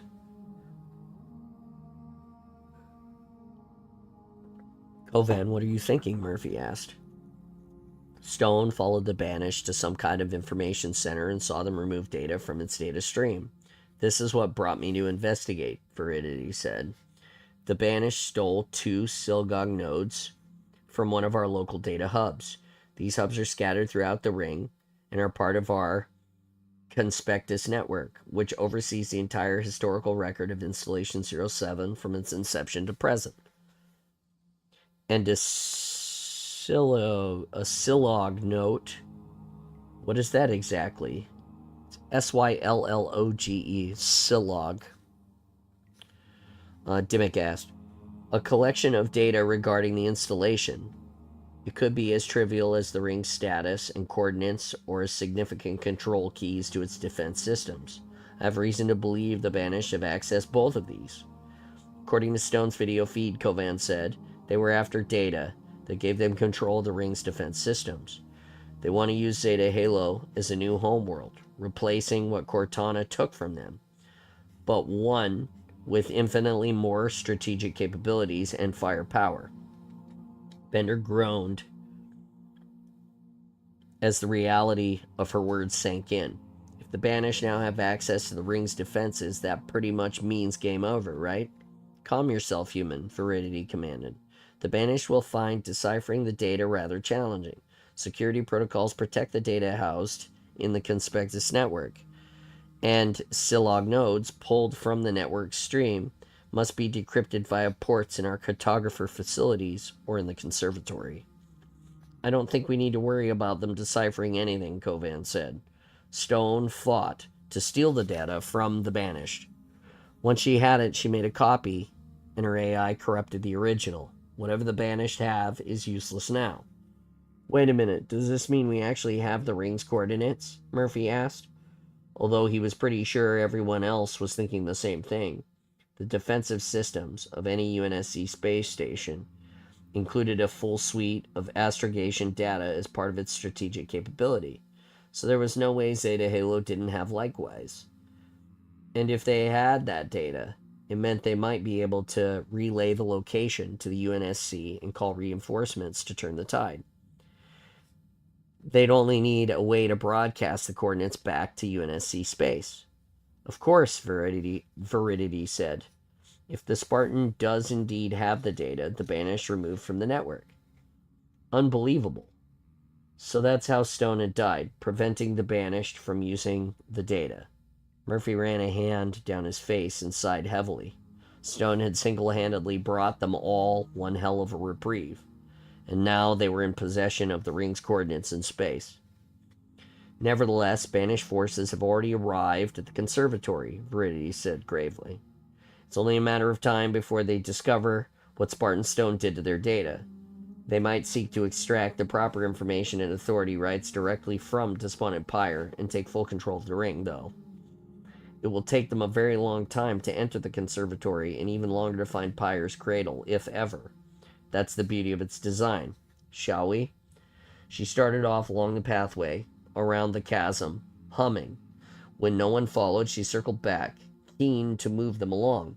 If the Banished were already at the conservatory, already at the threshold of getting Zeta Halo's monitor, time was not on their side. If the War Chief Eshram somehow gained access to the ring's defense systems, like Bender said, it'd be game over, here and across the galaxy. But now they had the coordinates, and they had Veridity. They somehow gained the support of the ring's monitor, and she helped them decrypt the data and contact the UNSC, then the game changes. Humanity and Zeta Halo's defenses working together. If that were to happen, they could absolutely turn the tide and defeat the Banished. Presence here once and for all. Just the possibility set a tiny kernel of hope burning in Murphy's chest.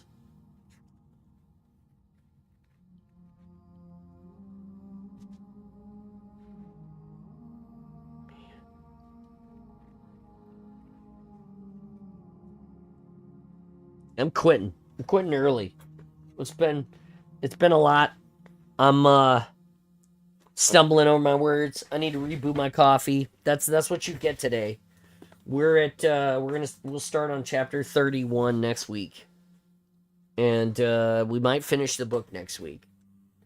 I'm gonna read the chat real quick. Let's see what I missed. What did I miss? What did I miss? God, the chat has been going so crazy that I have to go back to, let's see.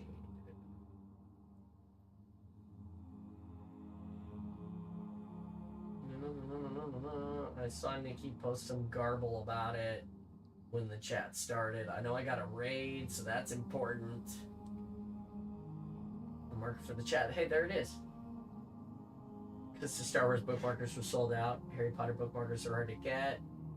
Thank you for the raid. 23 raiders. I hope you guys are all still hanging out. Hi, it's a reading day. I made the Book Daddy cup. It's very artsy. You guys missed it. Thanks for stopping by. Legendary 117, you are the best. I appreciate you bringing the community. It's Agent 420. Thank you. Lilith, thank you.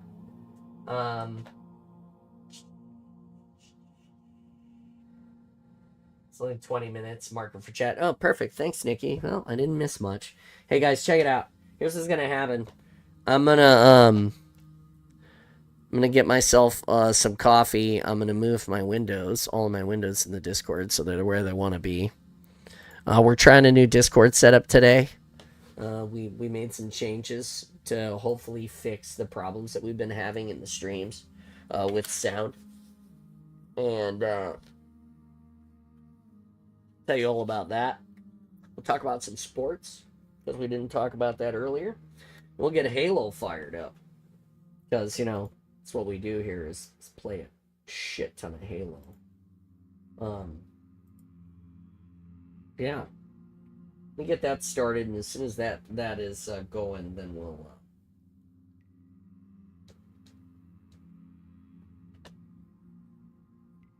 Then I'll go get my coffee.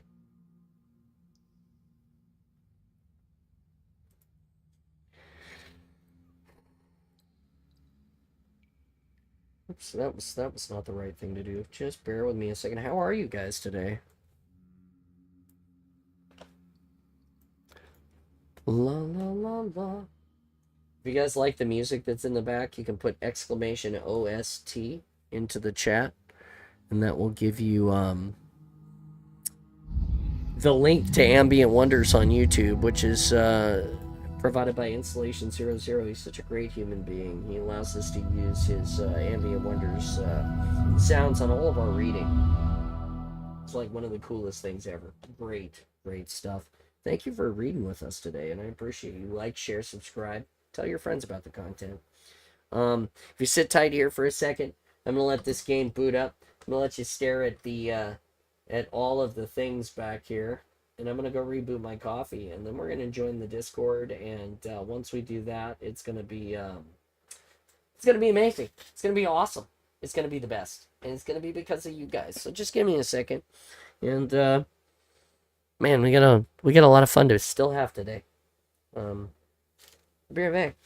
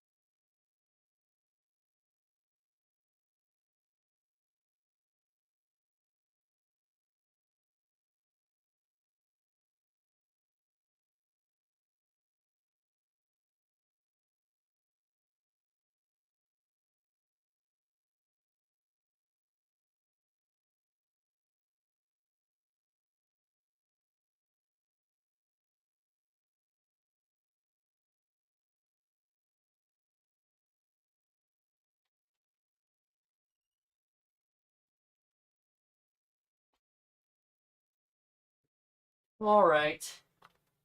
I have returned. Thanks for waiting for me, guys. I appreciate it. I'm on 3 days of this headache. That sounds terrible. I'm in the launch bay. I'm now in the launch bay on Discord for anybody who's interested. That is, it's a huge deal. We love that. Man, Halo is still not loaded.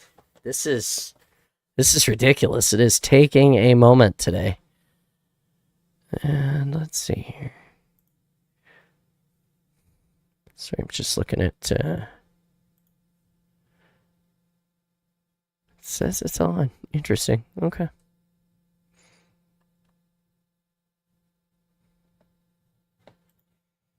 Anyway, how are you guys today? How's life? How's all of the things? Are you guys ready for Christmas to get here? I was talking a little bit about Jimmy earlier, and I was saying that Christmas is the best season. I know Jimmy's not his favorite. He's got a lot of stuff going on in December.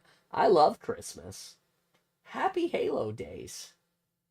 Are you gonna load anytime soon, Xbox? Like, seriously. My clothes are going out of style waiting on you. Here we go. That's not true. My Halo Days sweater will never go out of stock.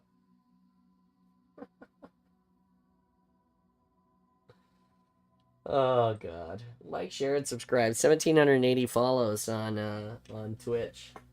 42 viewers right now. Thank you, every single one of you. Our current goal for viewers is to get to 75 every day. If I can get 75 viewers for the entirety of the 4-hour stream for just 3 days in a row, I could be partnered. It says that you're supposed to do 6 now. They actually made it harder, so it's 6 days. Yeah, it's a lot. We'll get there someday.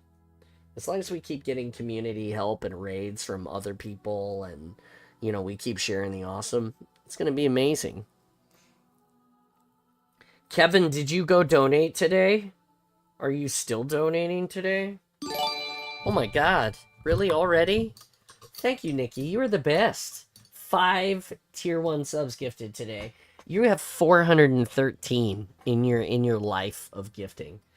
In just a year, you have caught up to Martin. I am so grateful, and thank you. Thank you. I hope that you guys are enjoying the internet. Is better. Did I surpass him yet? I am not sure. Let me look. Let me see if I can see that. How do I look at that? I think you can look at it on the bottom of the Twitch dashboard if you go. Let me see. Let's see if I can, let me see. Oh, no, I don't want to hear myself twice. Let me see. Well, don't forget, if you go into the Twitch, everyone, and you scroll down to the bottom, there is a Amazon link that you can click on, and that will provide you with the opportunity of getting something for Spartan John on his wish list, if that's what you want to do. I'm looking, Nikki. I'm still trying to see how many... How do I tell? Good morning, Kevin. Good morning.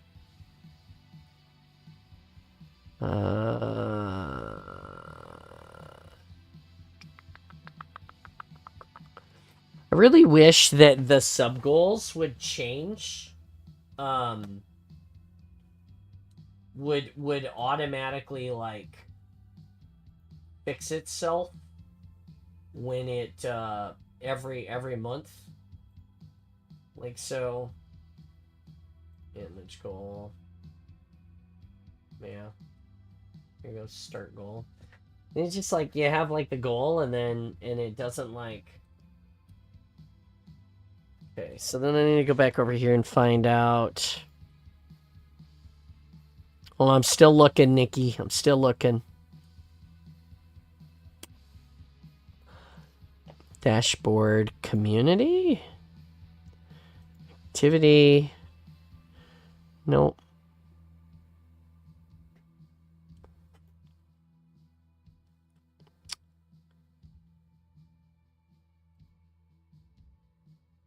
Community. Nope. subs. Nope. That's not it. I'm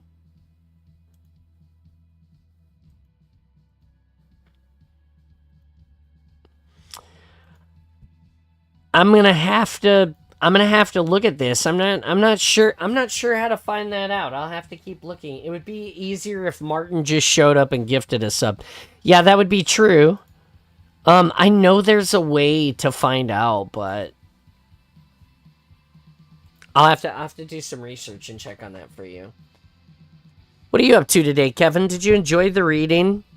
It was jarring to start in the middle of a chapter. Like, I started reading, and I was like, as I'm reading, I'm like, what the fuck is happening? And then I was like, oh, okay, I remember this. But at first I was like, I don't feel like I know what's going on here. Like, I don't feel like I've read this before. What am I reading? Anyway, did you also experience that, or is it just fine for you?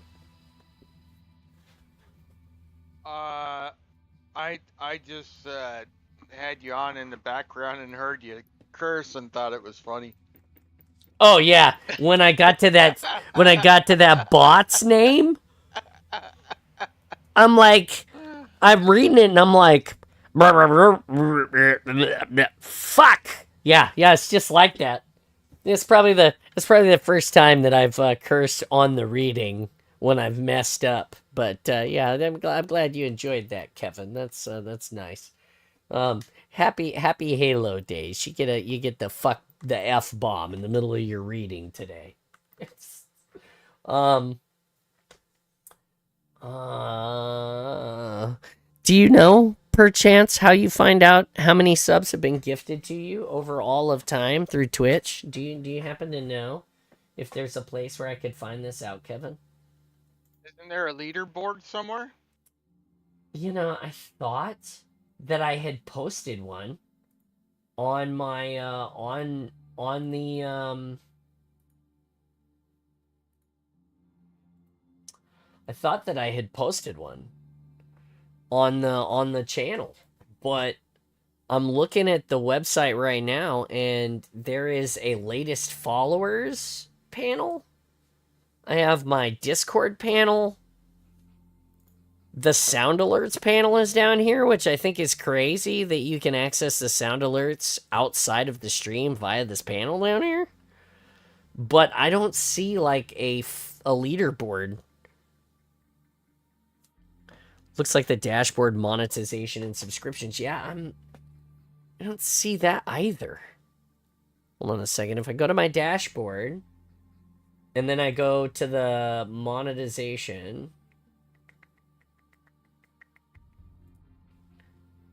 I can look at the subs panel, but it doesn't tell me. This is where I adjust all the information of how you see the subs on your end. So like what I name the tiers, how I put the video on it. Like that's how I do that. It doesn't allow me to see. It's so damn strange. Oh, well, we'll have to figure it out. I know I've seen it somewheres.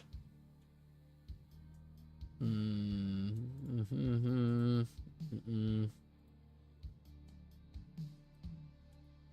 thought it would be under community.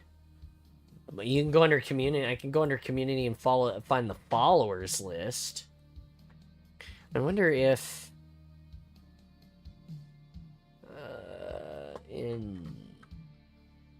installation 00. Nope, that's not it. I thought maybe I could search under the communities tab and see, but it doesn't really tell me that either.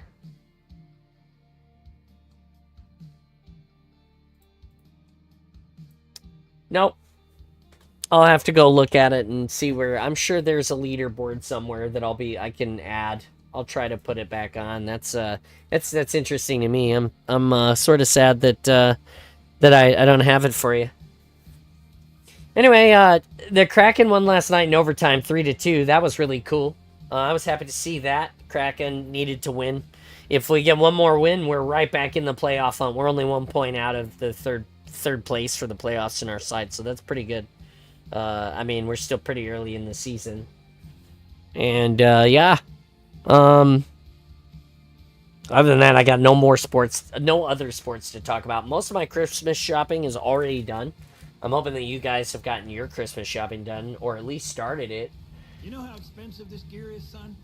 Don the chest and a helmet. Okay, well, which Santa hat would you like me to wear, Krampus? Because that's what you get today.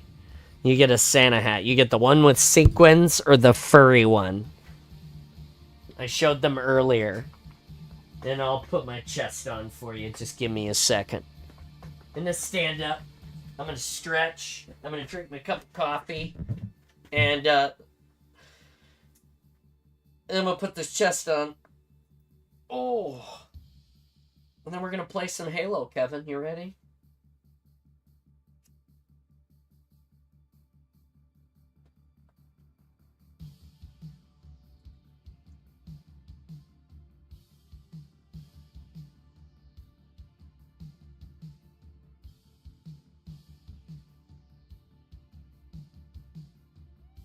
Did you hear me, Kevin? Earth to Kevin. Yes. Hello? I got you. I heard you that time. I just didn't hear you the first time. That's why I was like double checking. Here we go. Whichever fits my head. Okay. Hold on. Let me get it set. Well, I mean, they both fit my head. So you get Christmas hat.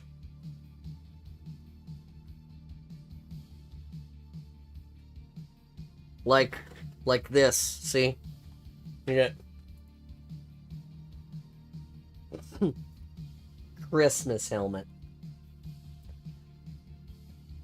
I'm gonna put I will get one of these helmets. I'll get it set up so that it has the Santa hat on it, and then that will become the helmet for the holidays. But for today, your helmet is going to be a Santa hat. There you go.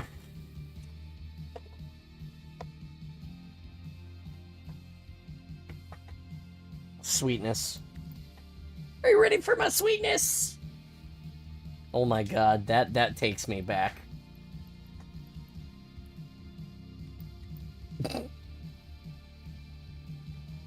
No. No, I was stretching, getting myself all ready to go. I know you see me. I'm live on the Awesome right now. You're watching. Hi. Alright, Kevin's already in here. Let us go. Yeah, Lilith. Lilith got a gifted sub. It's always cool when people get the sub. I know you do. Same. Love you too. We're gonna play, Reindeer Chief today for a little bit before we play Santa Chief. And we'll play Tax Slayer because it's Kevin's favorite. It's not, but we're gonna he's gonna pretend it is for a little bit. Isn't that right, Kevin? How's it? Sure. Did you already donate today? No. No, you going after? No, because of the holidays, it got kind of Oh, it mixed up. gets wonky. I got you.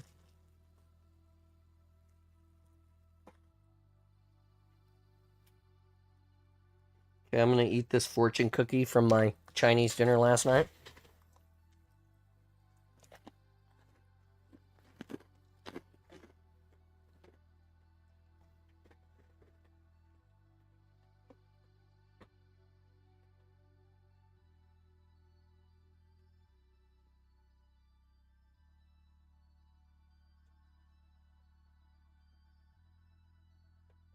It's a bummer. I dropped a pizza on the floor. There's no 5-second rule because I didn't sweep the floor and mop it this morning.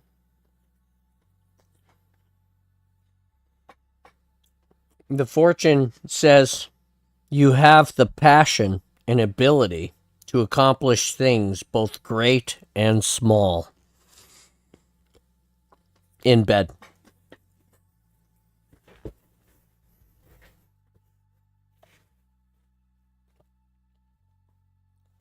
No giggles.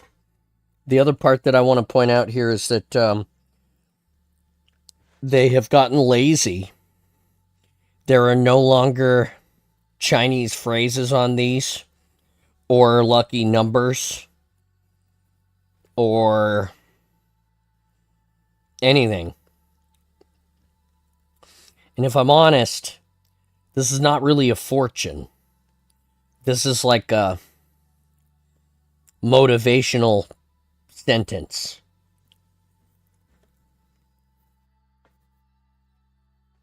I don't know. Fortunes were better in the 80s.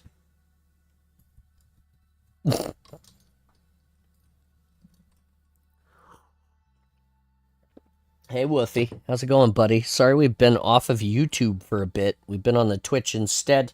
We had some internet problems. We hope that they were fixed. Well, that is the hope.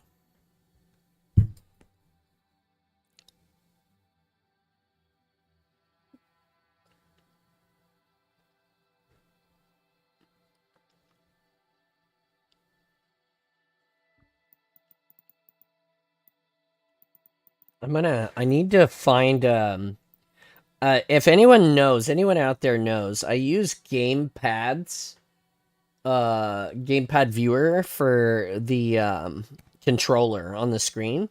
And I use the white one, and you guys can see all of the, you can see what I do, and I pull the trigger, or the bumper, or, where the thumbstick is. You can see that on the stream. I would like to change the controller from white to, like, it'd be really cool if I had like a Master Chief controller or something. They just have white and black, and it's like frustrating as shit. Anyway, if anybody knows how to do that, City Walk from South. Oh yeah. Yeah. Welcome to Shitty Walk. Get the shitty beef. Yeah. Tactical Slayer. Tax Slayer, Kevin. Tax Slayer. What? What? You heard me, your favorite. Sure. In Vagabond, which I feel like I look at the name of this map every single time and just shake my head like, why would you name it this? I would name it some. Whoa, hey buddy, you gotta go get that checked out. Yeah. That guy too. 2 of them. Maybe they're dating. Maybe the guy on the right gave it to the guy on the left. I think they make a cream for that. Yeah.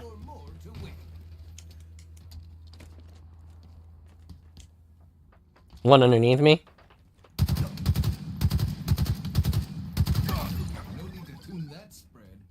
One here, one here.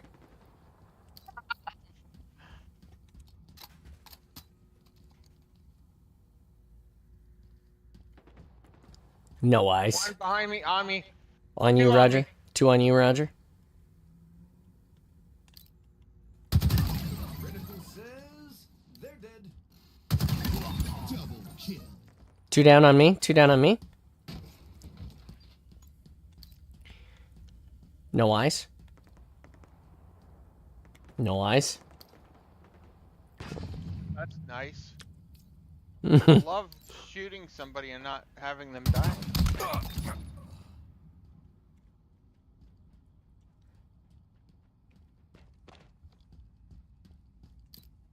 Got no eyes, no eyes. No eyes at nest. No eyes at garage. One behind you, Kevin. Behind you. He's right now. He's right on my X. On my X. Yep, yep, yep. Right there in the pink. Yep, get him. Here you go, buddy. Back with you, Kevin. I'm back in my little nook again. No eyes.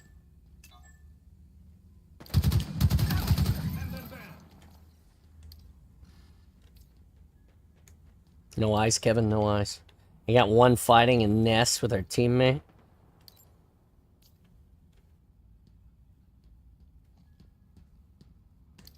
Check the alley.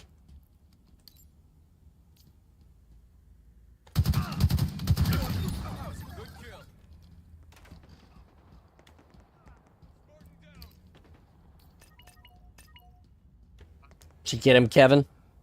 No. I got two over here. I got one in nest, one in nest. Oh, he ran. Hey, nice shot. Halfway to victory. Hello there. Who'd I get? Who'd I get? Oh, hey, Joy. How's it going? Did you enjoy the reading this morning? It was both good and terrible. On you, Roger. One on you. No eyes? No eyes. Still no eyes. I'm not gonna push him. I'm gonna let him push me, because they could be the dumb. That guy's dead. Run over there.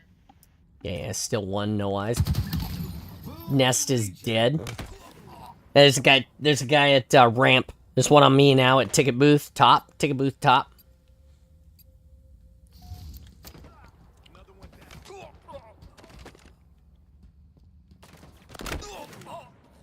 I'm dead. Dead at the stairs. Right. Going down.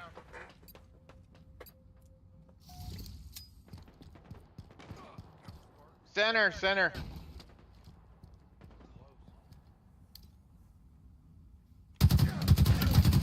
One dead. Oh, one right side, right side, right side. Coming in. There you go. There you go. Nice job. Down. Down, Kevin. Down.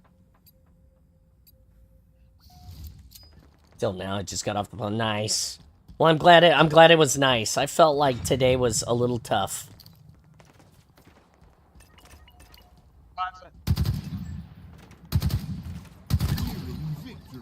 Feels bad, man. Your buddy's dead too, because I wiggle better than you.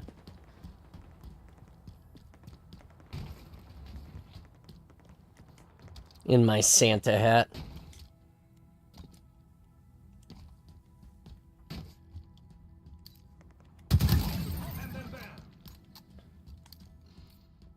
No eyes. I'm back in my nook again. Oh, you are so much better than them.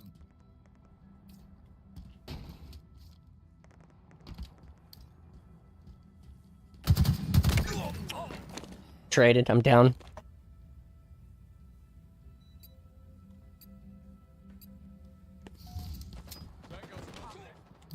Nice. Nice job. Nice job.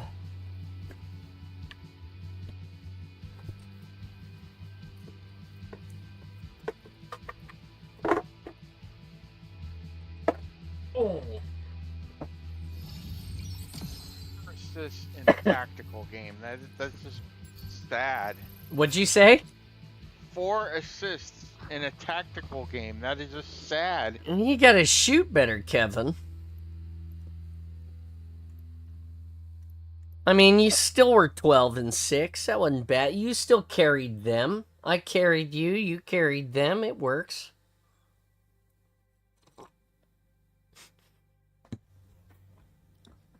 Oh, that's funny.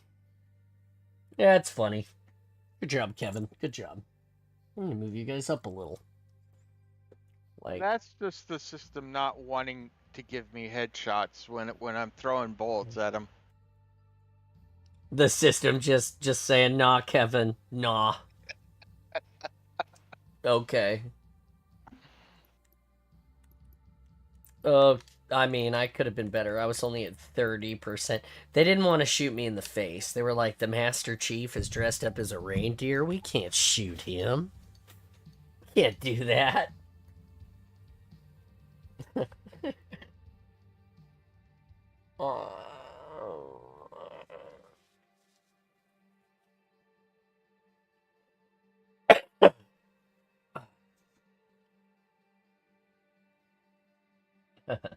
Imagination, or you could print one out and tape it to your screen. Yeah.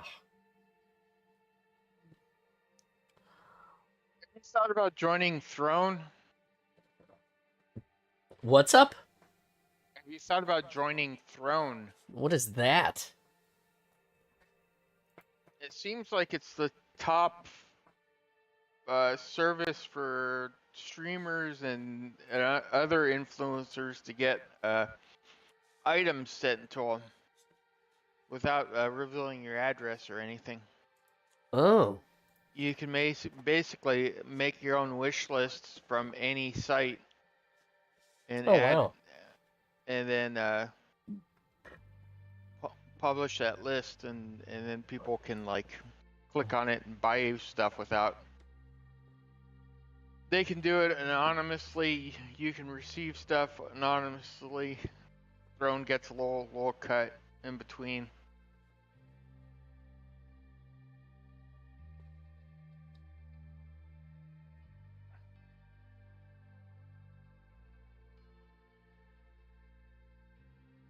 Huh, that's cool.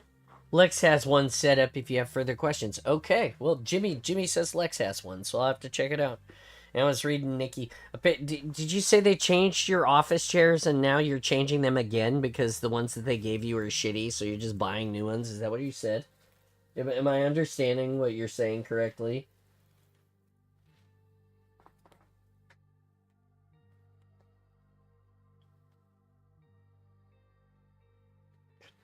Son of a bitch. God damn it. Here we go. There we go. It's nifty. Okay. Tactical Slayer. Okay. That's cool. I was gonna say, I know Amazon, I have an Amazon list, and they don't give away your shit on that, so... Yeah, but then you're buying it through Amazon. This allows you to like list anything. items that, yeah. That's really cool. I didn't know that was a thing. That's really cool. So you could say, stuff from the Halo Waypoint store or Oh yeah. God, yeah. whatever. Even eBay and stuff like that. Wow. That's pretty legit. Slayer. Just kill the other. No eyes. No eyes. I got you. Haha, you didn't get. Oh, you got me. I was too happy. One here. He got me. Center. Shitty sled chairs that we didn't want. Yeah, that sucks. Center tunnel. Center tunnel, Roger. Center.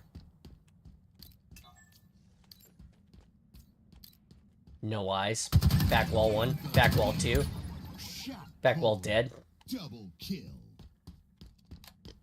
I'm really proud of you.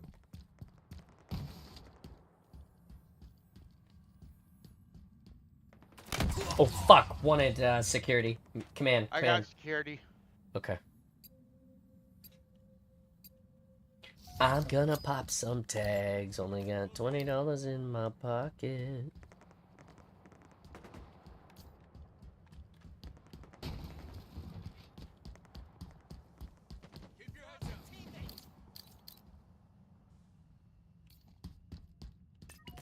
Oh fuck! Command.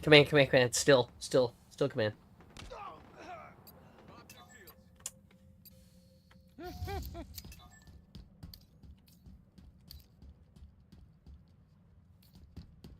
Enemy shields down.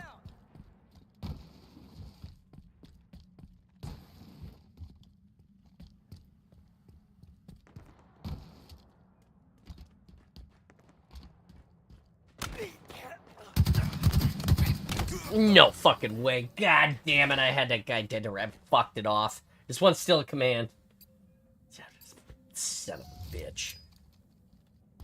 It's my fault.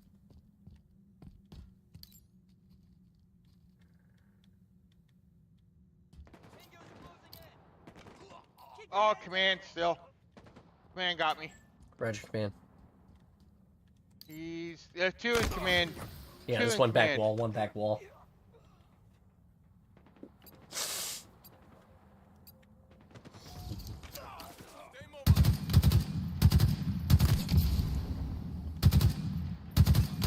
One still security. Security and command one. Security.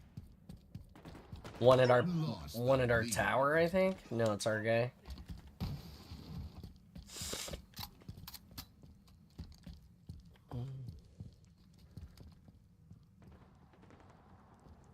Target spotted.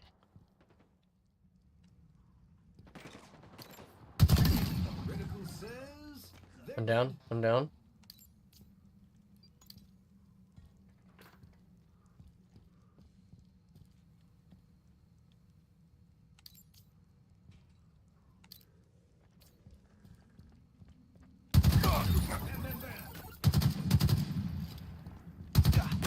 Fucking one at back wall one, back wall one.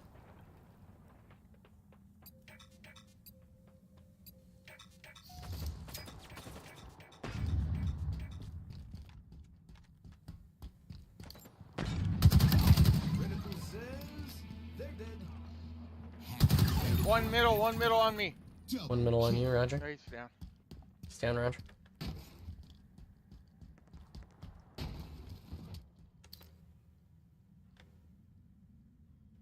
Yeah, we're on their side. Yankee went their side. Yeah, he did. He pushed him.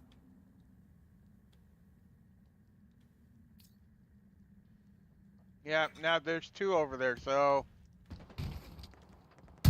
our tower, I think. You're so much better than them. No eyes, our tower.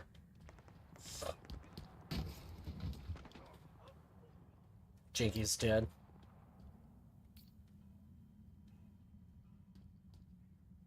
No eyes. And... Noble's being pushed. Oh, one here, tower. Or at, sorry, command, Oh. back wall, and Command! Mm-hmm. Jumping down in front of our tower.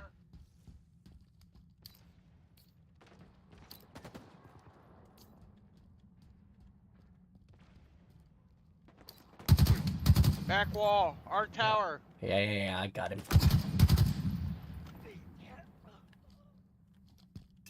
Coming at you. He's dead. Traded with him, I traded.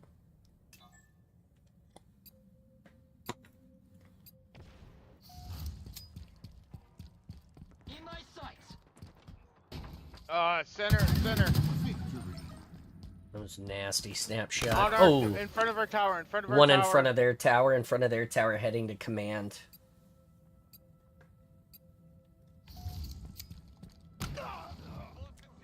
Where'd that shot come from? No way.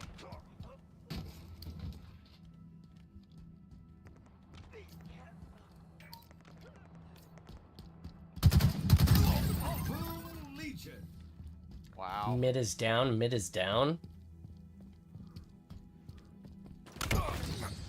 They're spawning in their spawn again, in their original spawn again. I don't know about that. We're up 3 with 5 to win. One spawned over there. Roger 1.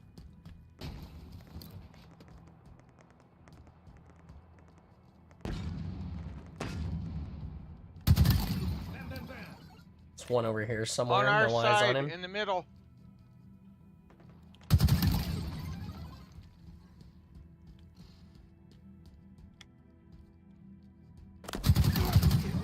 One to win. Hey, nice shot. Shit, one back wall. Get him, Kevin, get him. You got it. Victory. He'll take it.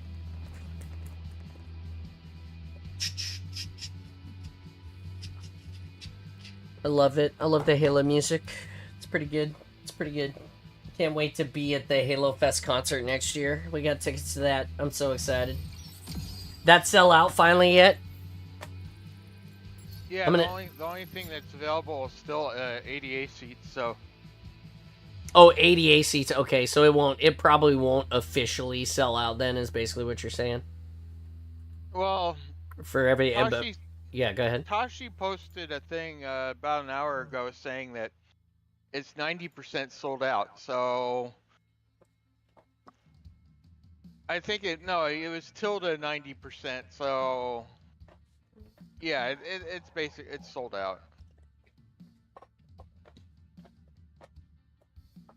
Let's see. I can.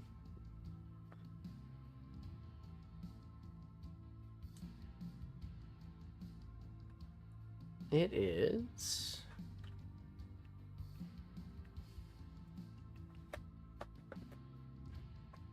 Oh yeah.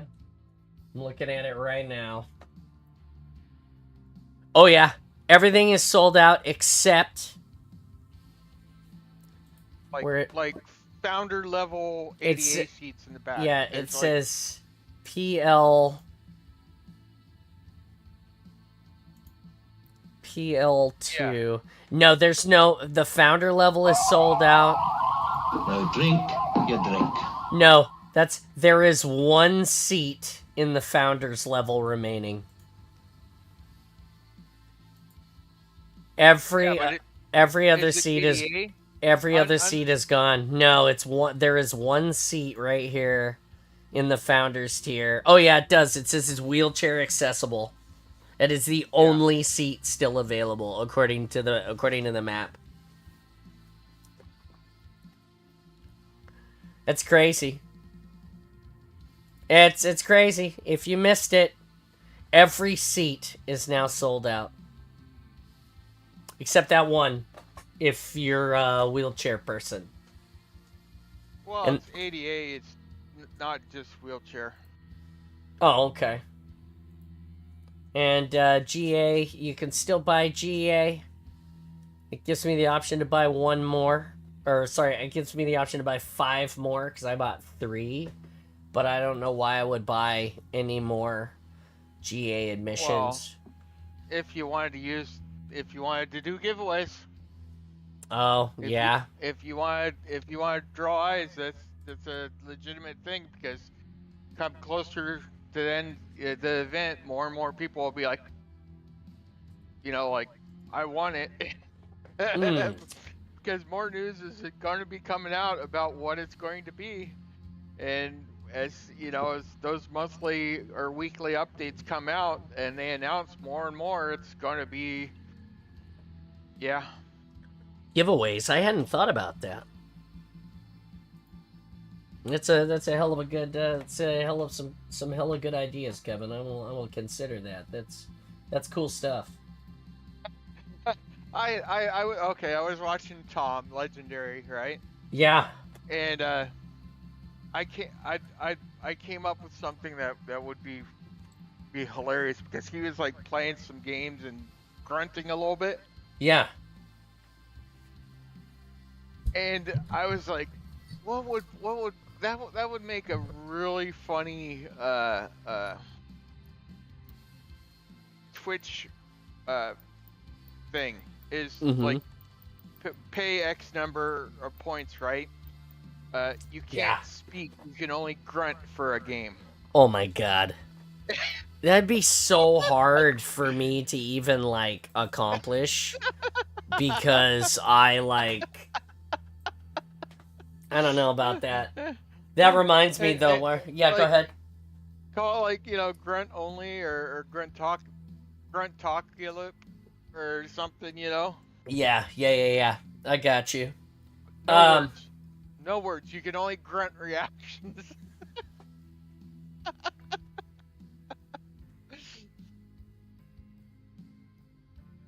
I don't know how that could be hard for you, John. I mean, you basically at times cannot hear the game. There's basically times you've played you can't even see the game. Well, yeah, but that's not wrong. But the side of that where it's like, I've always been able to interact in some way that I want, right? But during the game, your interaction is limited to how you grunt. Yeah, but that makes it that's an extra amount of brain power I have to donate to thinking about how I'm playing the game, that it's, I don't know. I will consider this.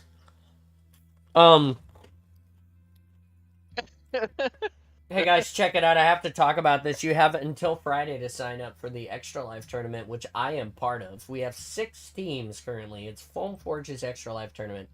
The tournament is 4v4 ranked starts. It's a combination of Slayer, Oddball, Strongholds, and King of the Hill modes. It's currently a round robin tournament, but if we get 2 more teams to make it to 8, then it'll be a bracketed tournament. Single round elimination brackets. Anyway, it's going to be really awesome regardless of how it goes. If you want to be part of it, though, you need to donate to the Extra Life. It's $20 a team to donate. All of the money that you donate to Extra Life goes to the Edmonton Children's Stollery in Alberta, Canada. It's Foam Forge. It's his chosen recipient of the charity. I've donated every year. It's a great cause. They send you emails and things. If you don't want to be part of the tournament, please consider donating anyway. And the tournament is Saturday. You'll get to play me. I'm going to be there. It'll be live streamed. The tournament is supported by Installation 00 and Jumperscape Media, and myself, of course. Again, just donate to the Extra Life. $20 secures your 4-man squad into the tournament position, and then get into the Spartan space, grant yourself the PvP role, and mention that you're part of the tournament in the tournament chat. There's also a way that you can register with start.gg, which we would love you to do. But that's what I've got. Stay awesome. Join the tournament. You got until Saturday. You can play me. Great prizes, like this titanium printed coin. Or that helmet over there that I keep showing that Kevin gave out. The little white Master Chief helmets from San Diego Comic-Con 2014, I want to say. Anyway, you get free prizes. You play Halo on a Saturday. You get to hang out with me, Installation 00. Kevin's going to be here, I'm sure. It's like some of the best stuff you could ever do. And you're helping kids in need. Anyway, thanks for listening. Hey, Jimmy. You made it. Hey, buddy. How goes it, my mans? It goes.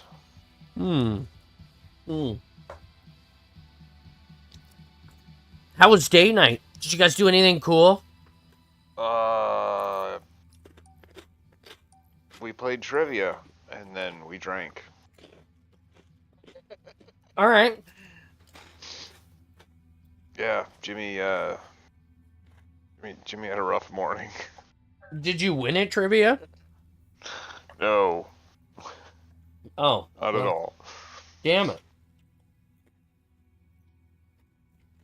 Nope. And then we played trivia. We had some good food, and then stopped off for a nightcap or 7.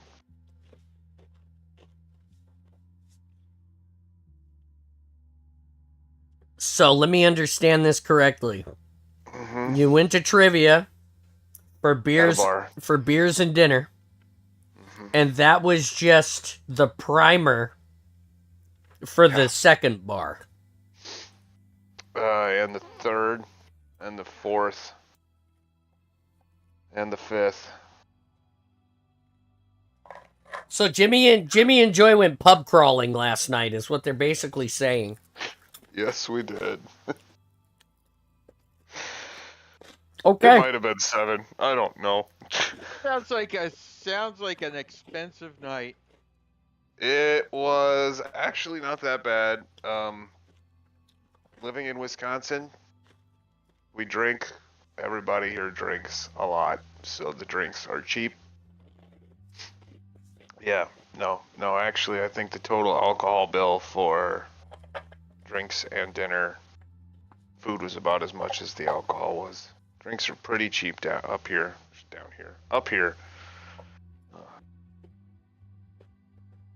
I'm just curious what the bill for dinner was. About $70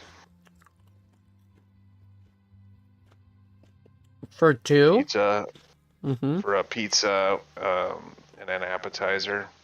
How big is the pizza? I want to Is say it like a... 16 inches. Okay.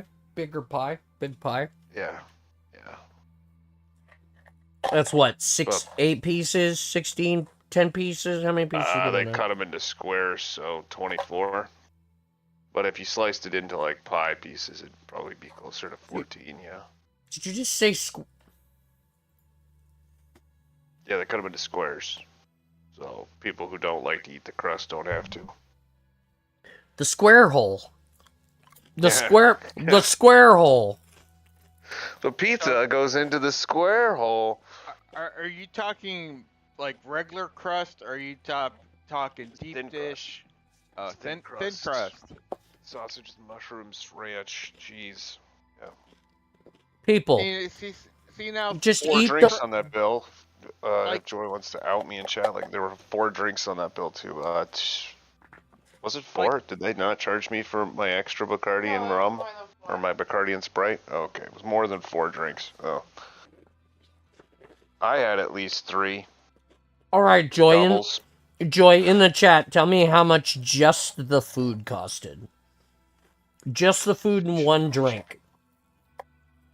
I don't know. I started with a single Bacardi and Sprite, then moved to doubles. At some point they messed it up and gave me a Bacardi and Coke, and then I had another Bacardi and Sprite double. And then we went to another bar and had a coffee shot, but we weren't feeling the vibe there, so we went next door. And then I think we had, what do you have, Blue Moon ice cream shots? They weren't great. So And we went to the country bar and had mint chip shots. Had some bad Then music Rumplemans. with your drink. Then we had strawberry starburst shots. Walked into the bar and they were playing, you know, it's that heavy guitar riff, and it's the man with the deep voice talking about what it feels like to drive a Ford. That's the song. You ever been beaten by your stepdad with a wet noodle because you got confused and thought it was your mom? Yeah. Oh my god. I just hear the heavy guitar riff in like Texas intonation. That's all I can say. I don't know what that really is. It's just the sound I play in my mind.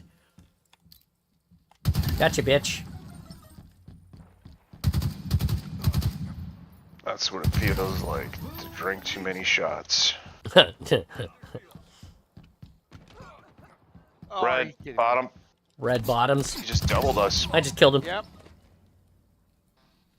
That's Food what is I was 25 or 30 bucks. Okay, my son and I spent $42.50 at saying. One on me. my son and I spent $42.50 last night at Panda Express. That's why I was asking. One above me. Yeah, he died. I took care of you, Jimmy. Another one in the window. Upper left red. Yeah, he's dead. Here. Well, there's another one there. He's dead too. Nice try, buddies. One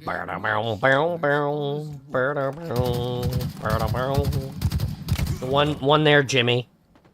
Yeah, get him. Oh no. Okay, he was reloading and shot me at the same time. That was cute. Like my screen showed that his hand wasn't on his gun, and he was running, and he was shooting all at the same time. Wow. These guys are just walking through me. One in front of me. Yep. Yeah. Okay, I got both of us. There's 2 there in red now. 2 in red, 2 in red. Bam, ba-da-dum, down, down, ba-da-dum, brum, brum. Saved you. Hey, nice shot. Gained the lead. Green left, 2. One here, one here. One on me. One on me. One on me in red. 2 One on me in red. Lost the One on me in red. 2 at window.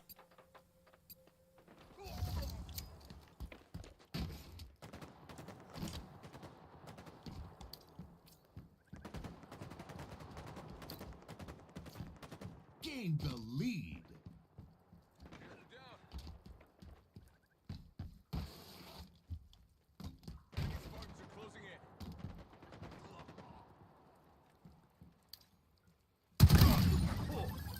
are so much better than them.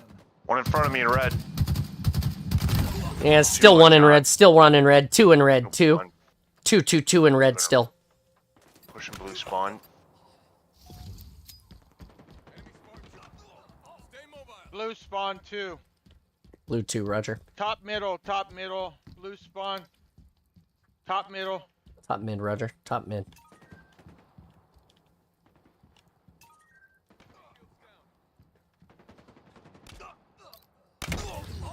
Yeah. Corner by man lift 1. Corner by man lift 1. Halfway to victory. Don't forget to follow if you're enjoying this kind of stuff that we do. This is mostly what we do is play Halo, we do some crafting. We read today for the first time in a while, and that's really nice. Oh, I got robbed of that kill. That's alright.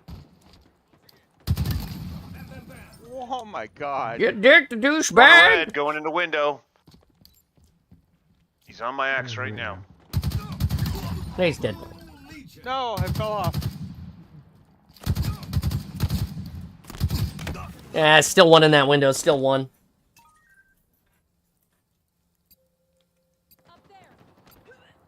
Ugh, top middle. What am I paying? Hey, One on my all axe. of the Bottom fun red. ones. All bottom red, roger.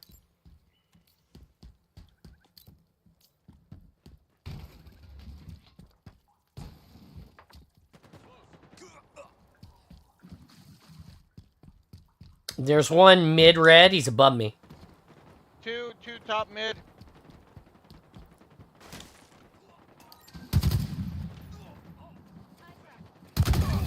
Traded in red. Traded in red.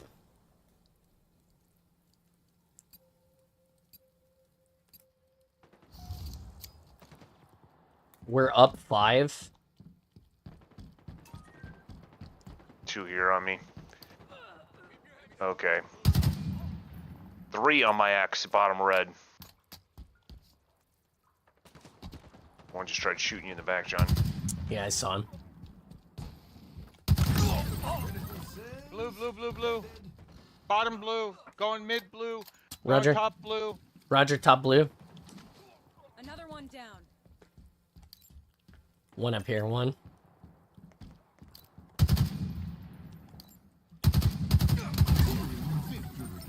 Just killed one, I believe.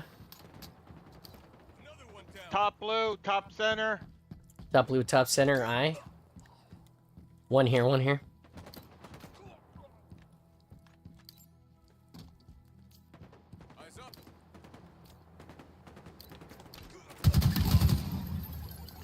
One on me.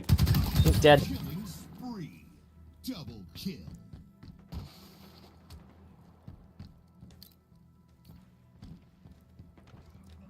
I hear him in the man lift.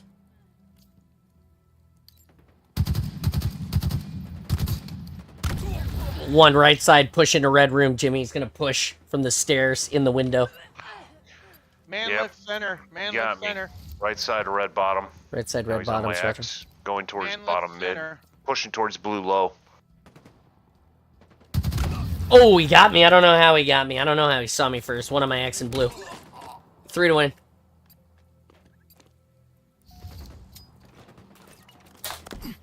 Fucking spawn getting shot at from down bottom red in front of you, John.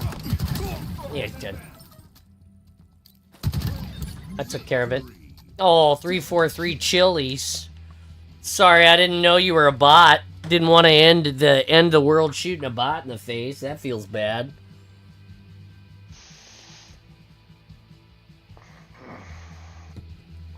Did you enjoy my my book daddy note today? Jimmy? Daddy note. Yeah, the one that I drew on my cup.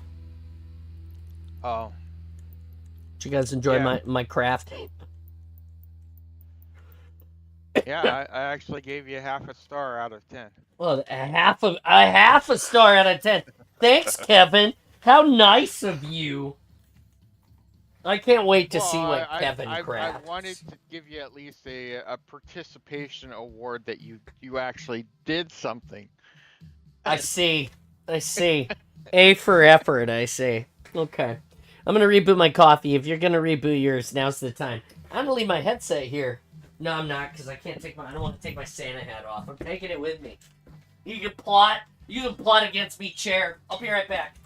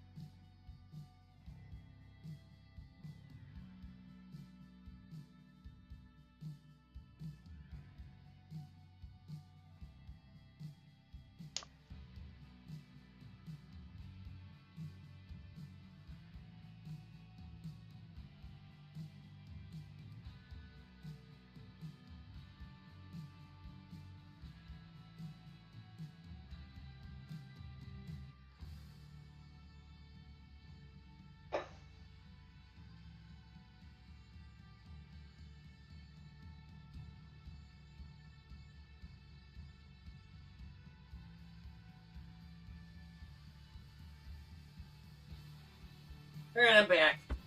My wife is going through.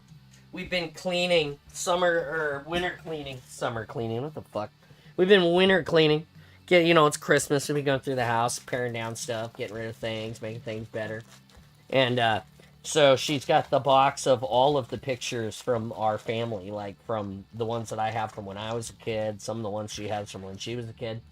Our kids. So she's just going through that and rehanging photos on the family wall because it's time to do that. And she was showing me pictures of me from when I was like a teenager that I had, and we were indistinguishable between Jack and my youth self. And we were showing Jack, and Jack was like, it was kind of funny. Anyway, guys ready to play? Did you guys get that stuff all scanned in? Like into a computer or something? No, these are actually like photos, like hard photos that we just have in a box still. Yeah, she was just going through because she's gonna hang them on the wall. I really suggest everybody that has photos that get them scanned in, get digital copies. Yeah, so we don't lose them. Yeah. No, Kevin needs them so he can train his AI to deepfake your entities. Jimmy, don't give away my secret. No, I mean, I just, stuff like that, you should always, have a backup and even drop a CD or a thumb drive in a safety deposit box somewhere because, if the worst happens and, That's right, kids. It's important to take your pictures that you physically look at right now and can see, put them on a digital media. That way you can store them back onto a physical media that you can't see and then put those in a locker, as opposed to just printing off a second copy and putting it in a locker. Well, the digital part is the ability to, keep reproducing the physical part when you need it or passing them down to future generations. My wedding is on VHS. I can't watch it. I can send you a VCR. I'm gonna hard pass. Yeah, Joey. Like our wedding, it's a VHS. We can't watch it. Converted it to digital and then aged out. I just have an AI recreate it. It's fine.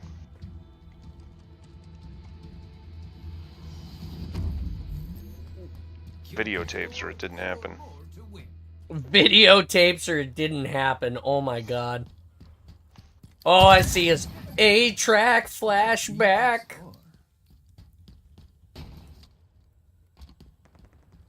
Betamax. Got one or it here. didn't 2 there in the happen. junction, east alley. Moving far left. Another one up here. Dude, these comms are so good, Jimmy. These are like some of the best comms. Like, I don't even know some of the places you're calling out on this map.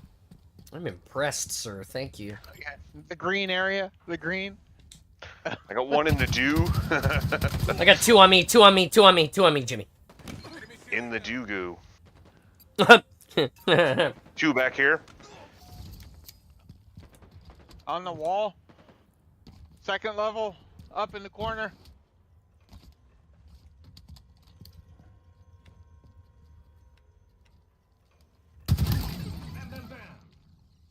Got one here. He's moving left above you, Kevin. One here. I got one.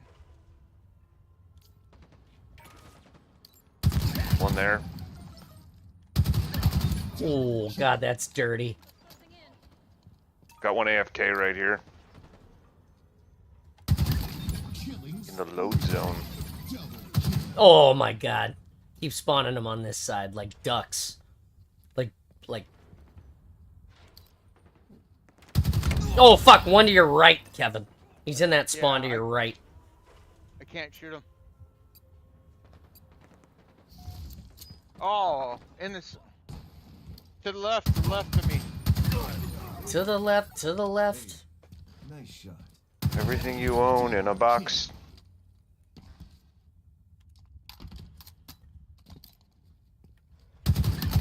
Oh, you are so much better than the...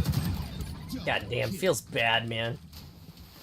You just backed into my barrel. Killing spree. That guy is pissed off. Dude, my ping is 70, and I'm still just giving these guys the... We got a quitter. BXR. Yeah, we do. One above you in that armory here. On the ping. Back in this corner. One. There's still one here somewhere. No eyes. Just... I've been in the same cubbyhole this whole game. One down here in front of me.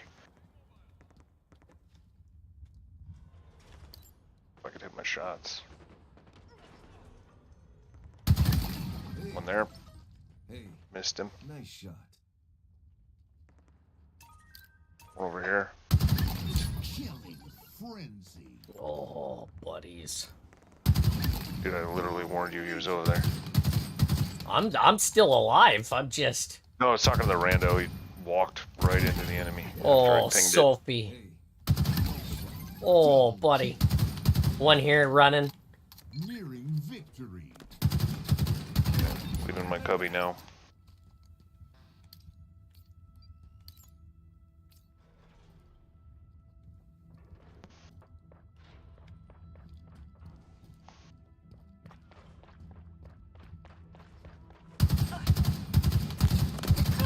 Running right. Running riot.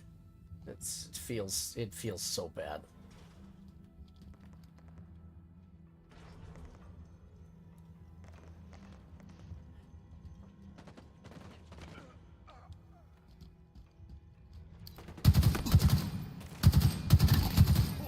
Sorry, Sophie. So much better than them. Oh, blue mosquito find it. Holy shit. I know why they're quit. Spartan down. Don't say it. Hey, hey, nice shot. One more. Ah, yeah. Yeah. Nice job, boys. Fucking perfection, baby. Oh, nice, Jimmy. Perfection. Didn't die once. 11-0. Dude, nice. I wasn't talking about that. I didn't want you to jinx it. That's amazing, Jimmy. Nice job. No, I was 26-3-3. That's why I was like, when I was gonna say what I was gonna say, I was one kill short of 25. And I was just like, wow, what a game. Oh, they only got. Oh, I didn't know it was that bad. Yeah, that's why I was, dude. I was like really. Yeah, that's why I was about to say what I was gonna say, and you're like, don't say it, and I'm like, all right, I'll wait. And then you're like, there's one more, and I'm like, I'm getting it. I'm greedy. I was running around like a birdhound, just trying to make them spook them. Damn, nice guys match, Jimmy. You guys were sitting in the blind, just shooting them. Oh yeah, no, 100%. I got up in that spot, and I just was like, they kept spawning them in front of me, and I was like, that's too bad. Like 18% accuracy though. Oof, that's for who? For you? room to improve. Oh, Yeah. okay. Yeah, mine was only 31. That's why I was pinging him so much, because I was missing my shots. I'm like, oh, shoot at that guy. Nope, missed him. He's gone. I can't And believe. then I would run over and flush them out, and then John or you would either get them. I can't believe I got a running riot. That was intact. That's silly. I got a frenzy. Yep. Good job, buddy. Good job. Researching. What are you doing tonight, Jimmy? Nursing a hangover? No, Another one or the same one? it's my dad's birthday. Today.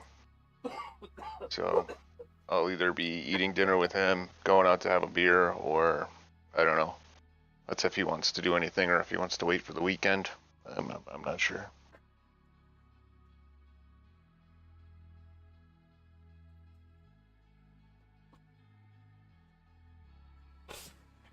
All right. What's your dad's name, Jimmy? Harry. Hey, Harry. Thank you for bringing Jimmy into my life. Happy birthday. You could show him that later if you want. Yeah. I was gonna make it even, like, more awful, but I chose to make it more wholesome. Yeah. Tactical Slayer.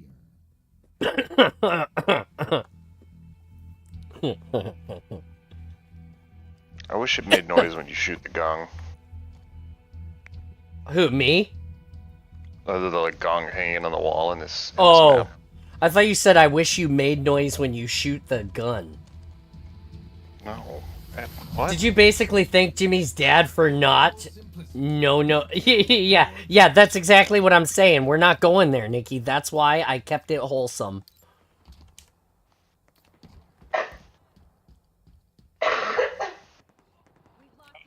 On me.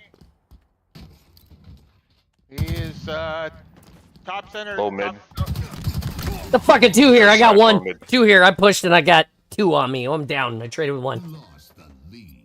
Yes, Nikki. Yes, he did. Yeah, you heard Joy in the back giggling or choking on her drink or whatever it was. Mine, low. One Coming on in you, behind low, you guys. Roger, behind. I got it. Oh, it fucking got me. God damn it. One chasing you, Kevin. Yeah, I tried to get the one chasing.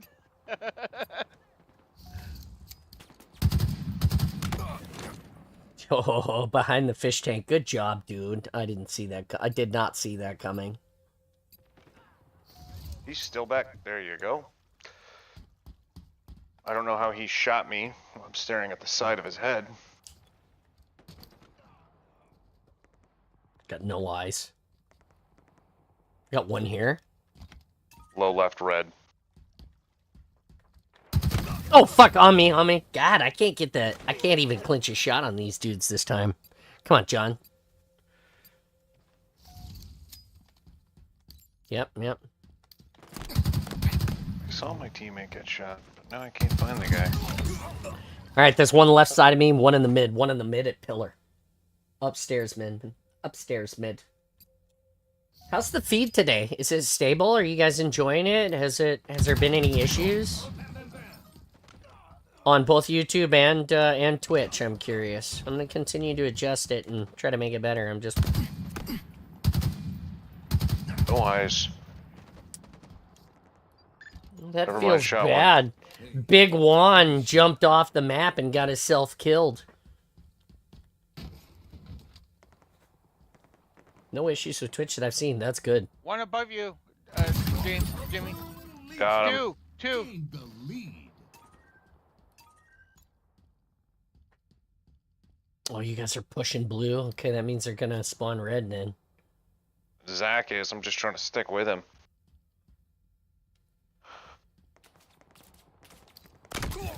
Two in front of you, Kevin. Two. One went downstairs. Oh, Ads one are on only me. 20 Still. seconds. Okay. You lost Uh, the lead. I knew there was one camp in blue. There are two in blue. Right side blue.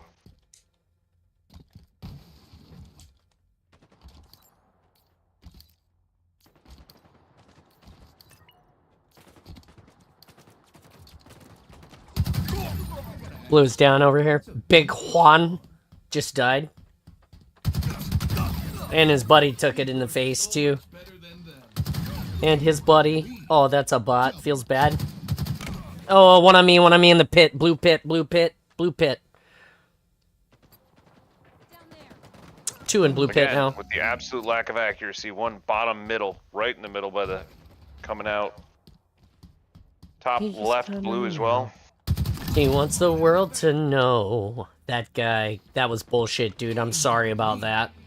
It was 100% garbage town.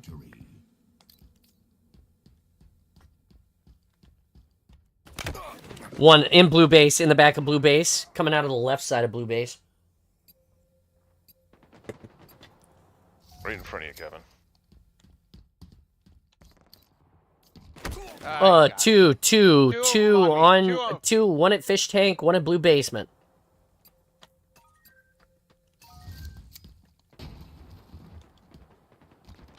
Lost the He's jumping out of their doorway and shooting because I'm picking him off from all the way back here. gained the lead. No perfection this time. 3 and 5.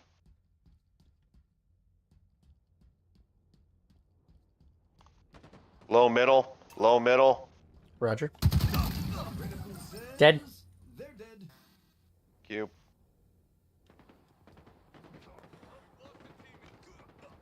On me. Down below. 2 over here.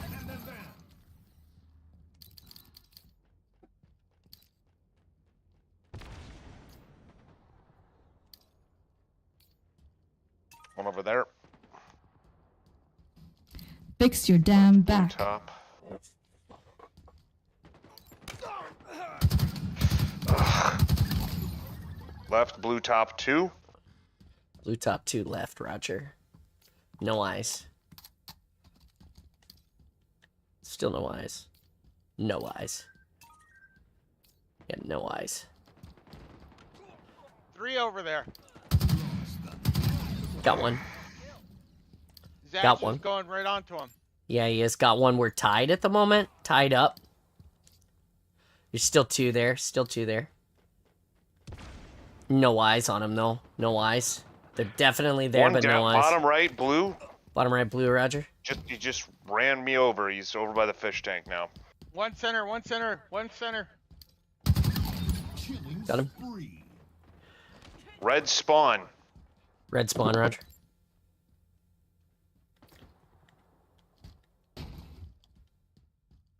One on me in red pit. Red pit.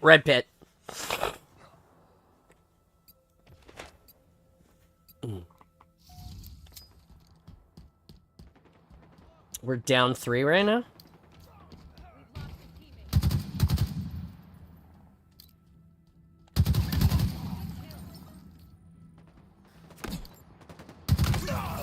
Damn. Down 3, 7 to lose.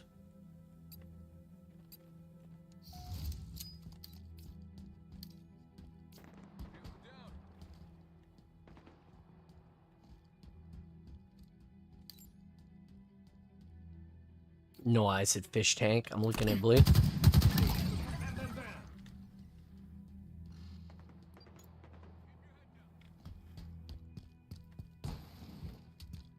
Center. I'm dead. One over here at fish tank corner. Fish tank. Down 3, 5 to lose.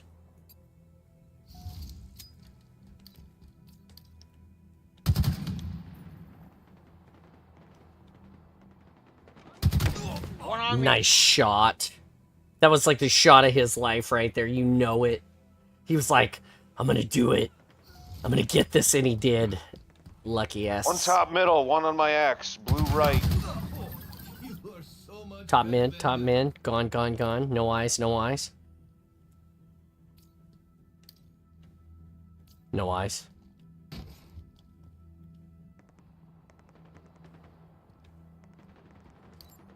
Tied. 2 to win, 2 to lose. 2 to win, 2 to lose. No eyes, no eyes at red. No eyes at red. 1 to win. Nice. Nice job. I was the trash bag that match. 4 and 10.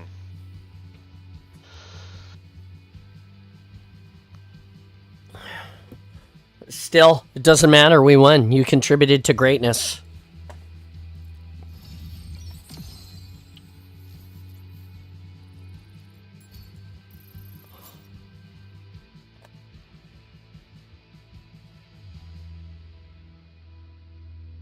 It's got to be a clickbait article. Just crossed my screen. It says how the Navy launches its brand new stealth ship, and I'm like, haha, it doesn't.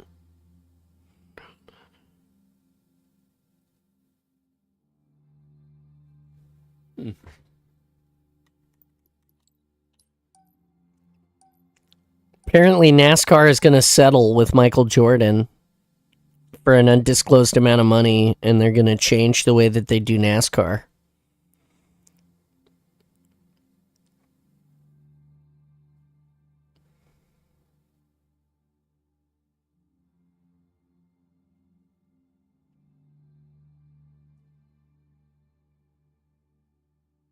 What, they're gonna turn right on more tracks? But no, they're still going to turn left and right at road courses, but they'll still be mostly ovals. Jimmy, no, it's about the amount of trouble they're in because they're a monopoly and they've been screwing people over.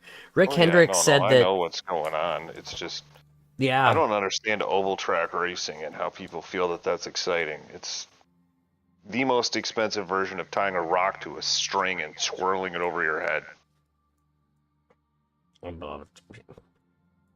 Wow.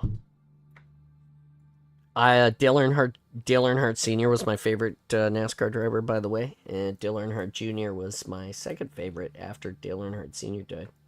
So, although I'm here from the Pacific Northwest and am not deeply rooted in the South, I was a huge NASCAR fan for a long, long time. So,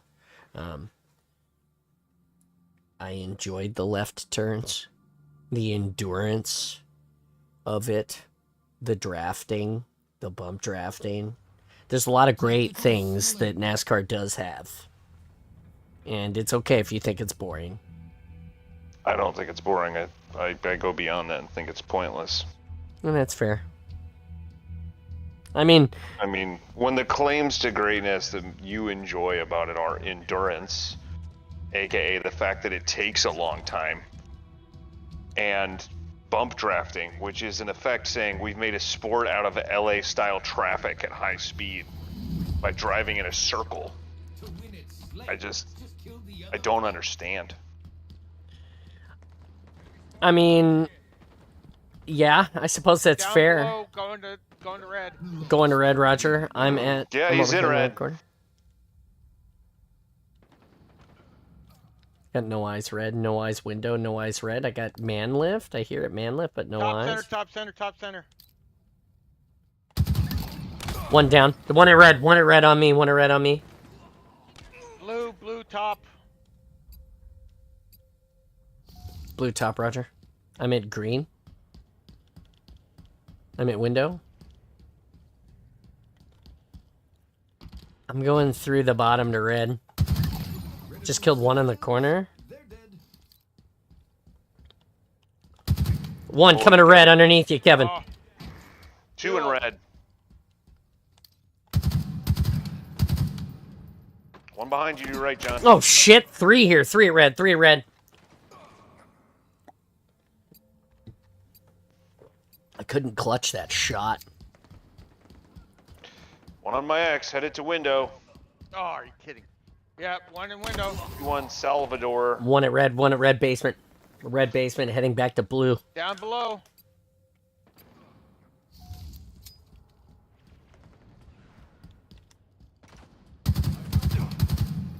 teammate quit. Traded it blue, traded it blue. We have a bot. Okay.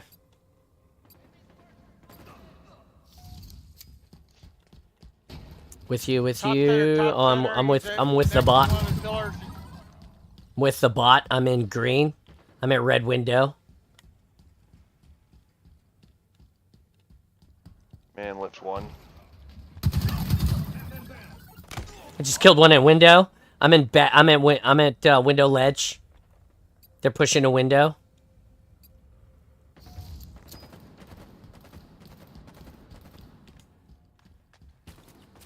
They're below me. They're below Yeah. He just killed me. He's below you. He knows you're there. Stay mobile. Two pushing you at blue, Jimmy. If you're still at blue. Just killed one. Okay. Fuck, I missed the nice, melee on it. nice play. But They're in blue. Two at red. We're down 5. Red The still. spawn getting shot at. 2 in upper red, 1 in bottom blue by the man lift. Top mid, 1. Thanks for the raid. Hey, thanks for the raid. Uber Nick, hey buddy, how you doing? You missed the reading earlier, now we're just playing some Halo, but welcome. Thanks for stopping by. Down below. How was your stream? Hey Lazarus, how you doing? Max. I'm down at red.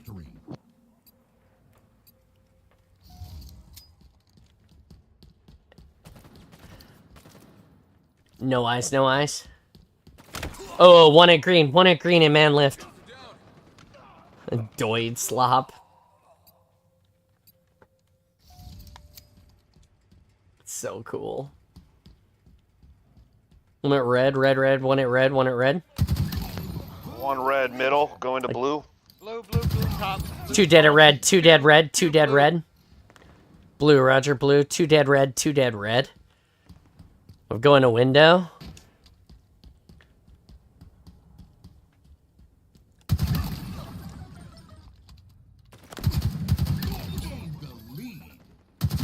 Two here, yellow, below, backside of window.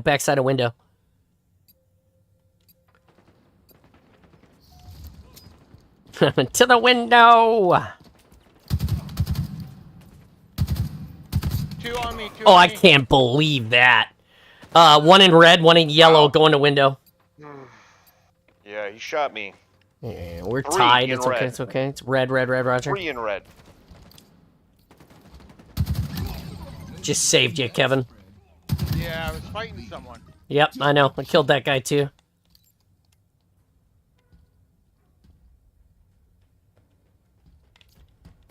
Watch that door. Oh, I got hosed from down the hallway at red.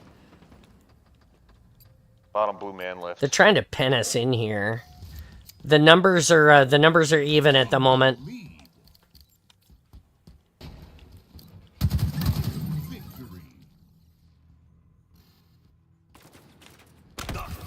One at window, one at big window. Back Tied at to red 41, 9 to stairs. lose. They're holding that end. They're holding that in, Roger. 2 red, pushing towards the middle. Oh shit! He pushed out far when I was running towards that door. Wow, I shot that guy. Blue. Down still. 2, down 2. I'm a yellow. Out They in the spawned me middle. a yellow.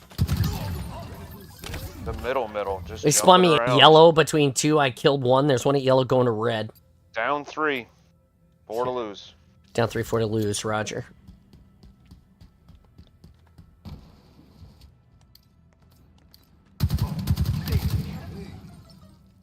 I got 1 down. 2 down, 2 down, and red. Red is clear. Red is clear? You're gonna be in window. I'm really proud of Back a window.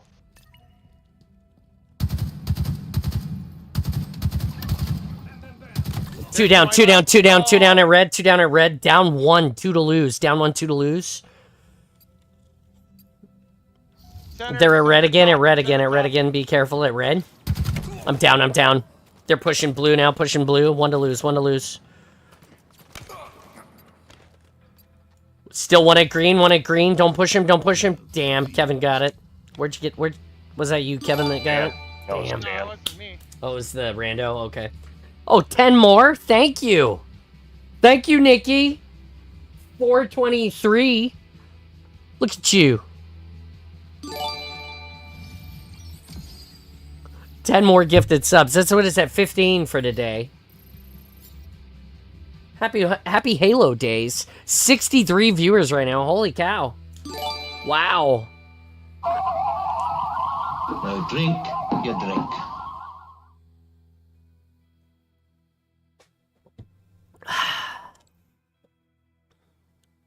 All right, I'm putting on the other outfit now. Well, we've been playing really good with this outfit today. Put on my other Santa outfit.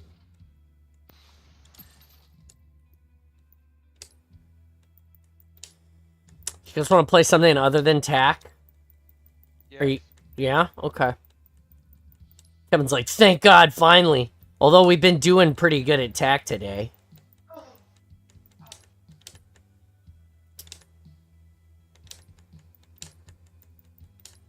Accuracy goes up, KD goes down.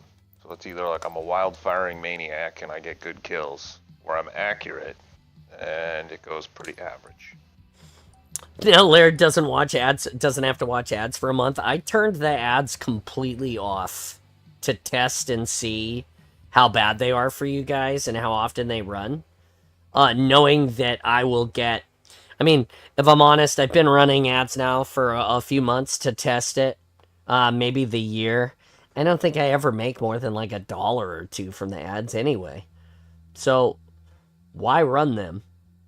If I can not run them, then I won't run them, or run them as little as possible. And then, you know, that incentivizes you to watch more, which helps out. You know, subs are still valuable because they remove the ads that you can't get rid of. But yeah, I'm hoping it works out. I'm hoping you guys enjoy that. So keep the feedback, because every little bit counts.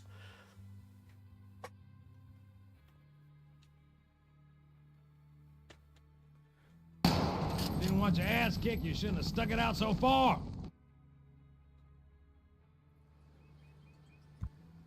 Slayer.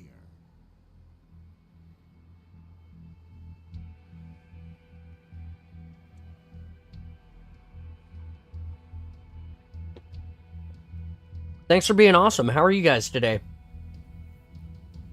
All the raiders, if you're still here from Uber Nick's stream, what did you guys? What were you guys up to? What'd you guys play today? I'm sad I skipped right past 420 gift subs. Feels like I missed an opportunity. You did. You could have landed right on 420 and celebrated that and then gifted the rest. Or whatever. But yeah, it's alright. Good job, Nikki. Thank you for being one of the most awesome parts of the awesome. That is you. Here's the heart for you.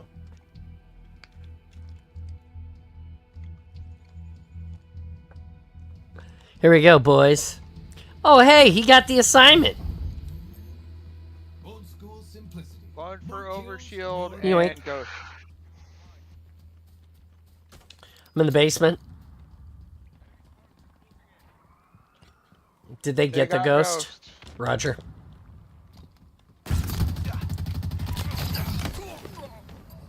Weak on top of their base. I don't know how he didn't die.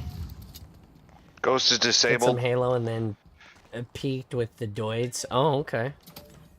Drop all acquired.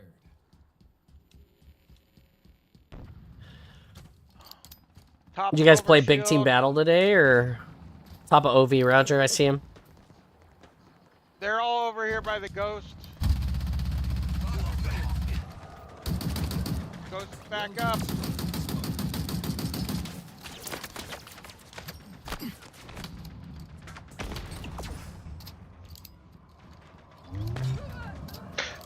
He's protecting, because we need somebody with the shock rifle on him.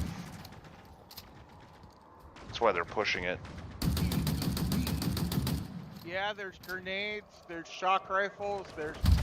Yeah, you can't get to the grenades when the ghost is sitting on the grenades.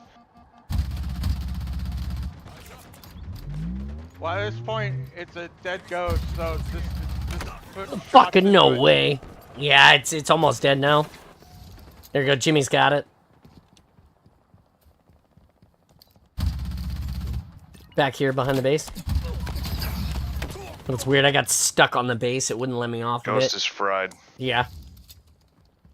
I took care of it. Roger. Ghost is fried. 18 to OV. Over here. New Ghost over is up here. soon. Back batteries, 1 headed to OV. Yeah, I'm here. I'm here at OV waiting. AC, 1 in the bottom of the base as well, 1 on top of the base. They're all over that base. Overshield available. Active camo inbound. Back door. Headed to active camo. Down here. 1 on me in our base by batteries. Oh, how did he kill me? I got killed somehow with the overshield. Like, deployed. I had the overshield and somehow I got killed. I'm not sure. Center. I'm up. 2 of them. Nothing like a BR-75 in the morning. Shock rifle available. 1 inside red base, weak. Inside Red Week on the way. Where? He's not here now. Basement. That's where he killed me.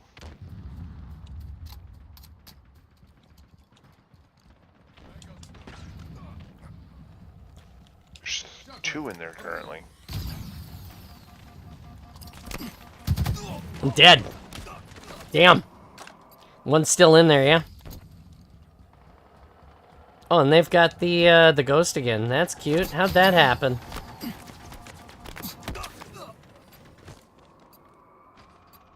There's Unfortunate. A Hydra on this... Shock rifle inbound.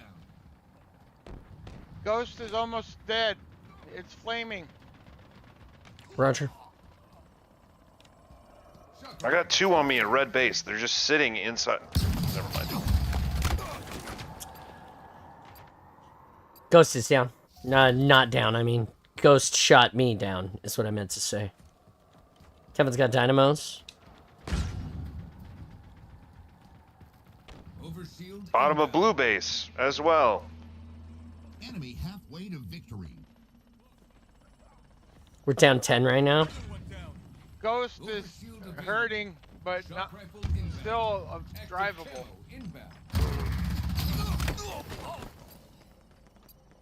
How did he beat me? I grenaded him and shot him. Something is really weird this match, and I can't figure it out. We're losing. Nah, it's not that. Something else is off. Top of the red base, standing right next to somebody that's up there. Holy shit, man. Top of red, rudder. Yeah, he was right next to our random. Top of red base. Red base, roger, top. Random just coiled me.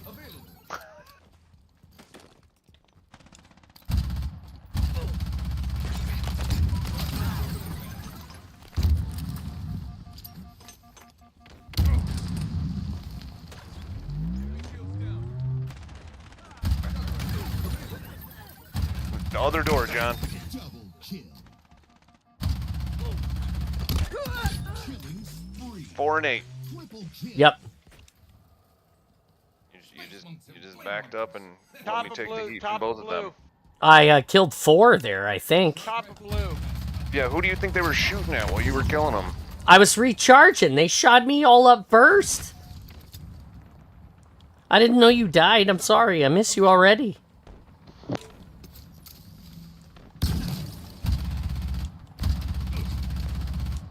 Top of blue. There's one behind you, Kevin. And Windshield one.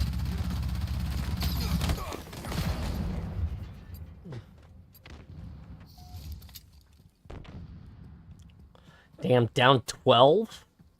11 to lose. Overshield available. Enemy team nearing victory. Shock rifle I'm dead, I'm dead, I'm dead. 2 pushing camo. 2 pushing camo. Shock rifle available. Somebody get that OV, huh? Go ahead, Top teammate. of Get it. 2 here. Teammate's got OV.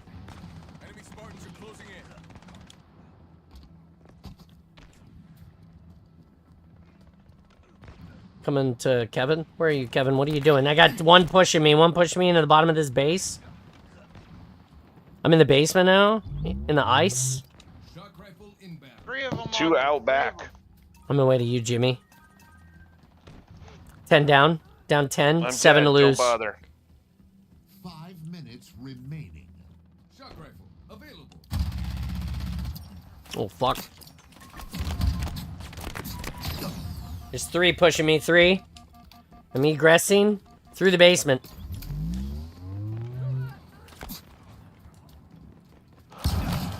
Oh, you see what he's doing? Nope. What's he doing? He's out by the He's auto sitting back cannon. here by the fucking turret. Sitting just inside of its range.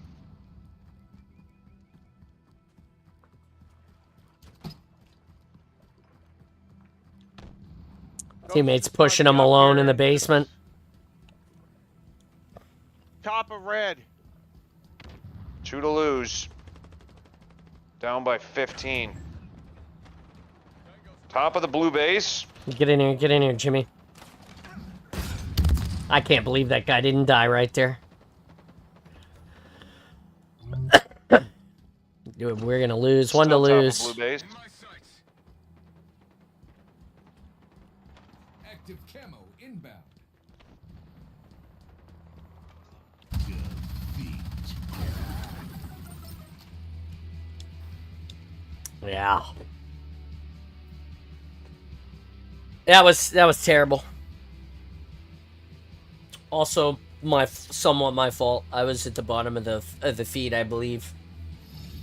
Nope. Felt like it. Not while I'm here, buddy.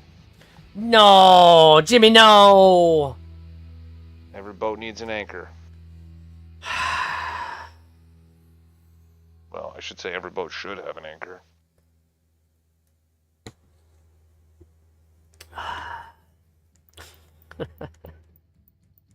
No, Jimmy, no.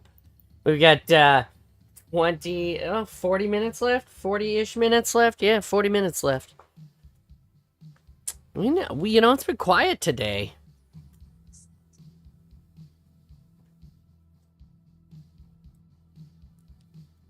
Siri's talking to me like, it's something important. She's like, there's no timer set. Did everybody get their Christmas shopping done? Has everybody started their Christmas shopping?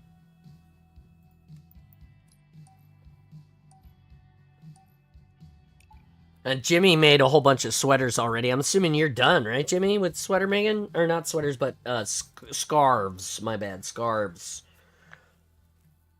Never done making scarves. Never done making scarves. Okay, okay.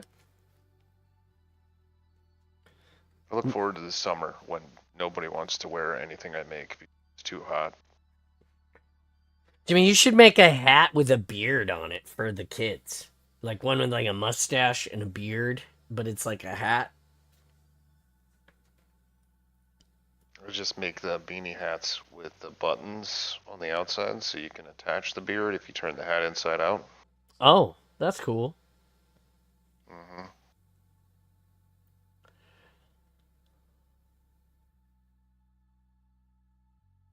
Already shipped a bunch of gifts to your Texas people. Okay.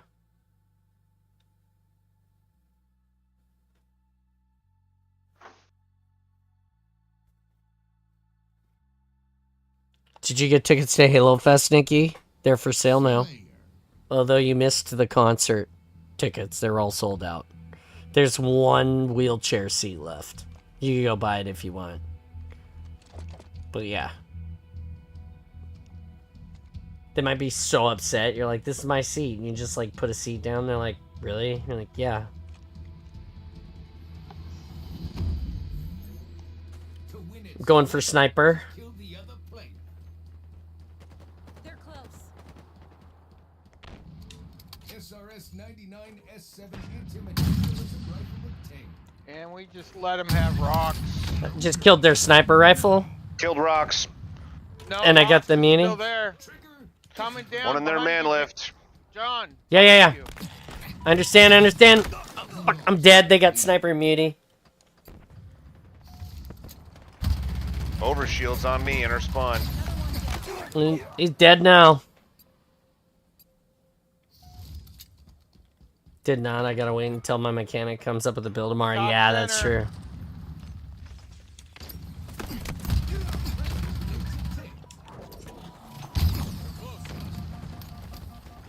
Fighting 2 of them here. 3. Yeah, we're here with you, Kevin. Okay. I'm down. I'm here. Another I see you, 2 Jimmy. up here. Coming over here. Still 2 there. Still 2 there. Weak. Still 3 now. 3 weak. I'm up in blue. I'm on got blue one. end now. It's like a 45. Down below. I spawned blue. Yeah, you did. I'm at gold. I'm with you, Jimmy. What the hell? Down. They've got sniper blue. Sniper approaching blue. Down below, down below. He's coming up. He came up behind you, Jimmy. Yep, I see him.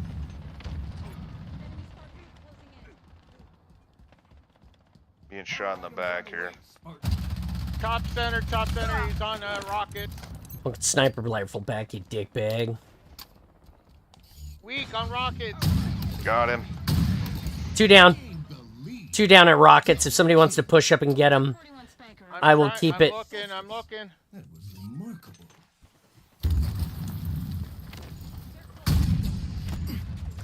They got him. Rockets down. Grabbing our OB. They got my sniper rifle. 1 shot or 2 shots left on my body. Rockets. One on me, one on me, one on me. He's got overshield on gold end. Lost. Sniper's dead on their end. Somebody else just picked it up. Spartan. One on me with Ovi. One on me with Ovi. Gold, gold, gold. It's right there in front of you, Jimmy. Back gold left corner. Yeah, yeah, I'm on the other side of gold. Lokazovi. Watch out, they got rockets. Ooh, below. dead. Hey, nice. We're back at gold right now. Got one here, one here. One up here. Nice. Sniper here.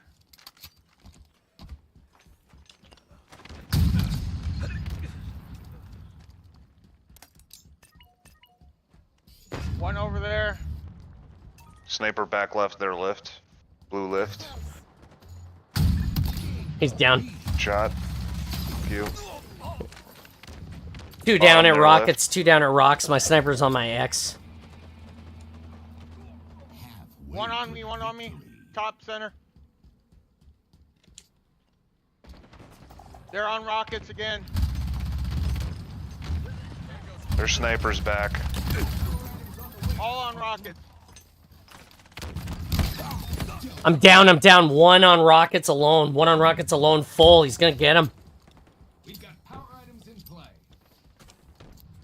I'm going for sniper. Killed their sniper. On my X. The mutilator jumped off bridge. Who's got rockets? I just heard him. Lost the lead.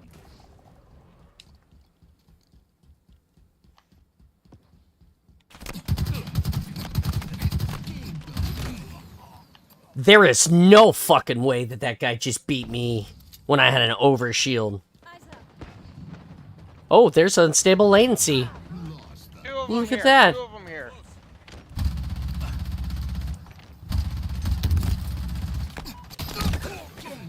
I'm down. 1 weak on me.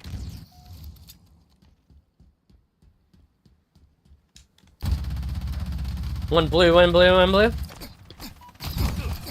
One here on me. We're Two, at gold. 2 at blue, 2 at blue. Yeah, it spawned me in blue. I'm at blue again.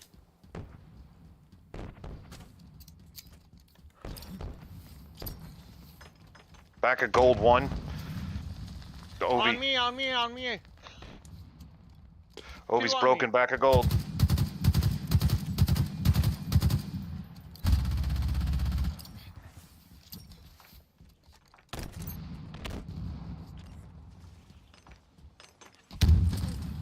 No eyes, no eyes. Turning around.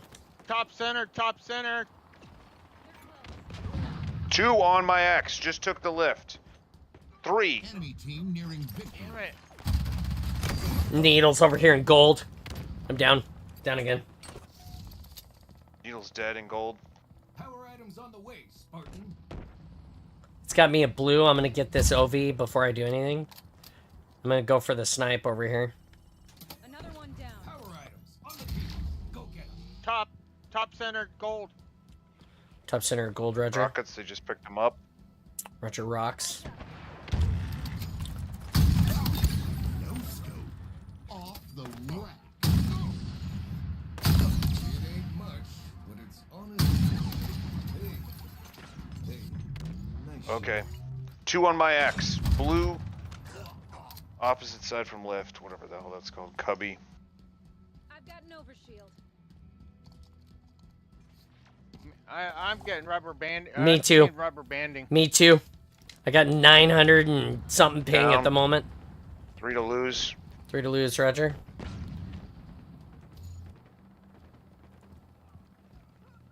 Aim small, miss small. Look a bitch. God damn, I'm getting some hella good shots off right now.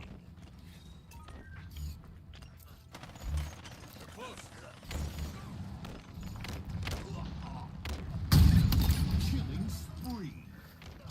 1 to lose, 1 to Down lose. 3.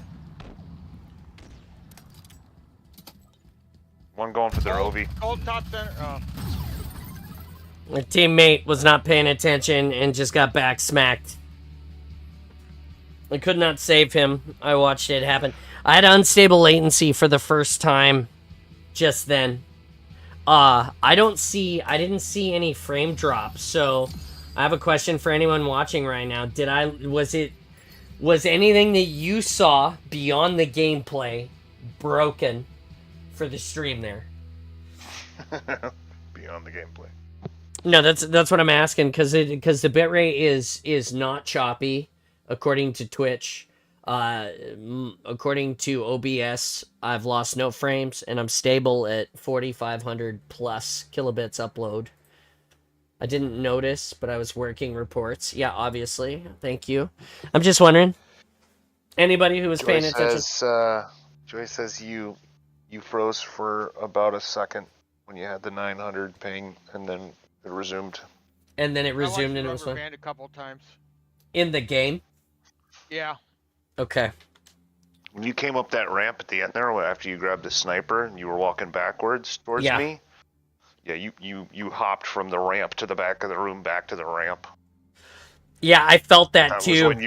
was when Kevin was already telling you that he was seeing rubber banding. Yeah.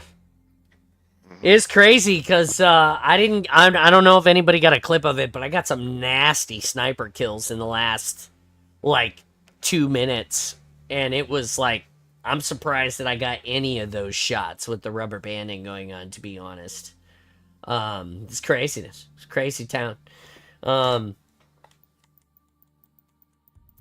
gonna sit here for 1 second and think about that, and then we'll get going again. Just, do you need any more coffee or anything, boys?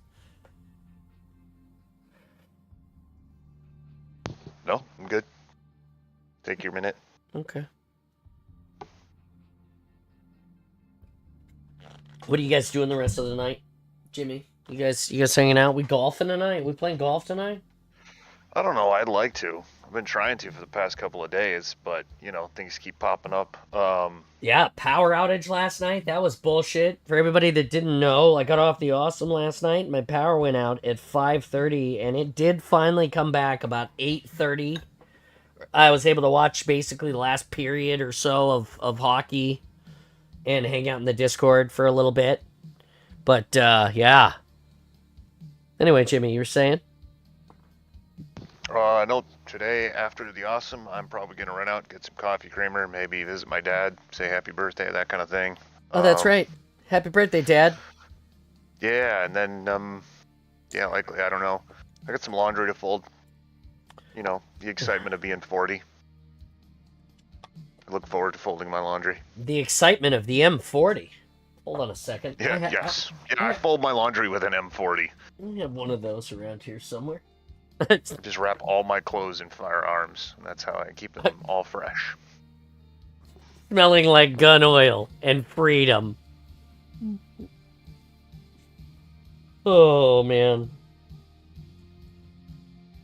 Oh, man. Here we go. I still have no update on my Mark 7 files yet. I've reached out to some people. Some people.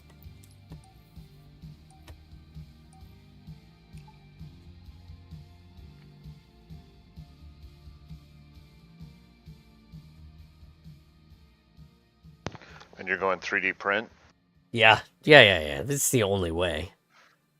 I'll Have you hybrid. reached out to, have you reached out to Tidal Wave? I reached out to Maker, who I do Okay. all my work with already. He has a Mark 7 that needs some work. And I also reached out to Skookum Props, who is a Canadian Oh, okay, person yep. that I know very well. And he has not only judged my previous suits, he's well aware of the adaptations I've made. He's been a huge fan. He's asked a lot of questions, at least at conventions. So I reached out to him with some concept. Hey, see ya, Nikki. Be awesome. We'll see you later. Bye, Felicia. Thank you today. Thank you for today, and have a great day. Okay? Happy Halo days. Good luck with your car. Yeah, good luck with the car. Let me know how that turns out, all right? I'd love to help if it's possible. What was I say? So I reached out to him with some photos of the particular bits and pieces that I know that he does not currently make.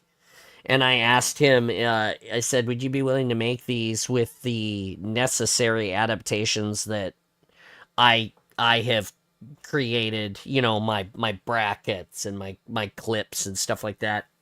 Because I can send him those files and then he can, you know, whatever he needs to do to make it work, if needs be. He has not yet got back to me yet. I was like, I'm just looking for, I said, I will buy your files, no problem, but these are the changes, and I want to know if you'd be willing to make them before what that costs. You know, if you would charge me to make those changes. And I reach out to Tidal Wave as well. And, yeah. I based my prints off of the files from Mo off the 405th forum, the free ones. Mm-hmm. But those files, I finally got to talk to him. They are STL files, but they're not made to be printed STL files, which is why I had to modify them a lot in They're made to be Blender. unfolded for foam crafting. Yeah, they're foam, like the around the collar lines are really thick, and so it's made for foam crafting. So he didn't pay a whole lot of never mind the topology of the model inside. Like, Right.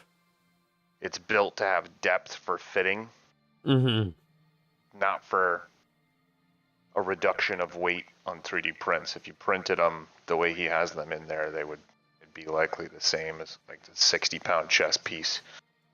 They're very thick, walled files. Right. Mm-hmm. Well, and for me, it's about the fidelity. It's about how I put, like, I would love to put the same 6 stack of magnets at the rib, the same big magnet in the shoulder, so I can just ka-chunk and be done with it.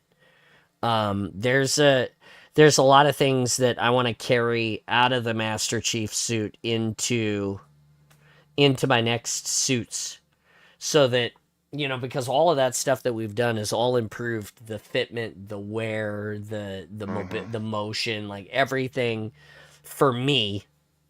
I'd love to be able to take a knee in this suit. That is one thing that I haven't been able to do previously.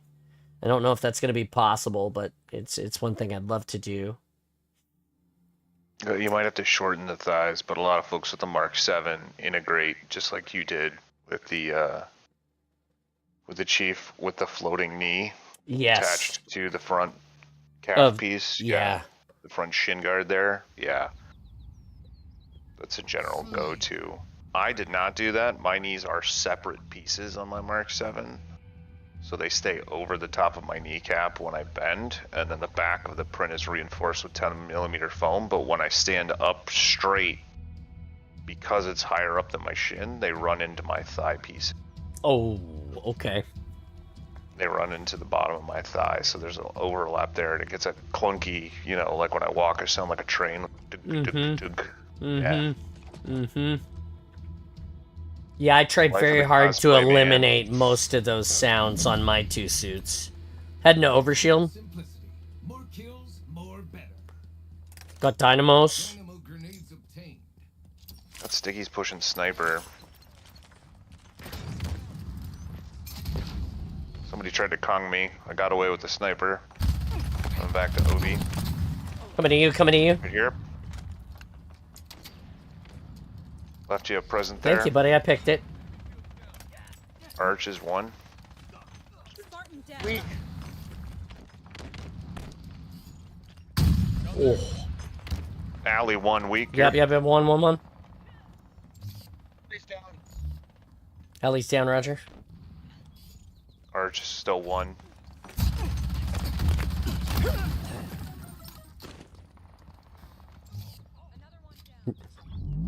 One here. Alley. 1 just pushed through Arch. Got me at Arch. 2 Chip. in there. 2 just came through Arches. I spawned by Hog. Hey, Alley here. They spawned Garage. I'm coming up through Arch, bringing them over with me. There you go. 1 weak here. Another one here. Yep, watching. No eyes. Back it out, Kevin. Back it out. Back it out. Yeah, Watch you in want here, to watch be here right next. or left? He got him. Okay. Alley 1. 2, Alley. Yeah, still 2. They're going dynamos. Yep, me too. Oh shit, 2 here. I'm dead. 2. That was a great call. Overshield in 20. I'm up and back alley. I'm on the way to OV. Yep, me. They're on overshield. They're on overshield. No, not yet. Overshield inbound. Got him. The skin. Hog, Roger, Alley Hog. 1. Alley 1. I'm going dynamo. Nope, can't go there. Overshield available. I'm down. OV's still up. OV is still available. I'm holding Alley. Somebody want to grab that? Got it, Kevin. Got it. 1 in dynamo corner. To your left, Kevin. Got him. He's dead. He's On dead. garage. He's dead. Dynamos are used. Garage. 2 on me. 25 to Two center. sniper. 25 to snipes. Roger, rolling the sniper.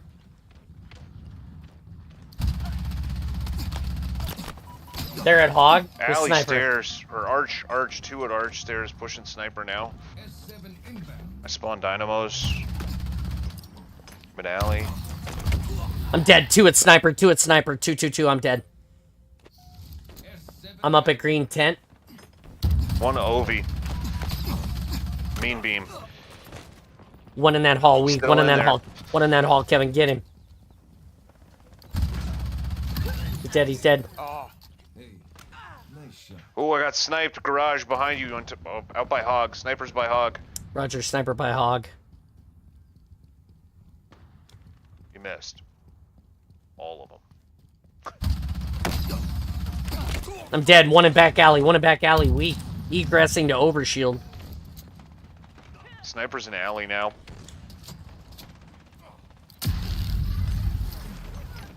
back weak alley, on my back alley axe. at overshield. Oh, he Fucking got damn. 1 at Arch. 1 at Arch. I'm down. 2 at Arch. Lost the lead. Lost the lead. 805. I'm with Kevin. 1 in the main street. Out by Garage. overshield. Oh, and You guys are all on the there's other a side of the map. He's down. I'm pushing OV 10. 10 to OV 10. Overshield inbound. Enemy halfway to victory. I'm down. 2 pushing from that side. OV is up. Burning.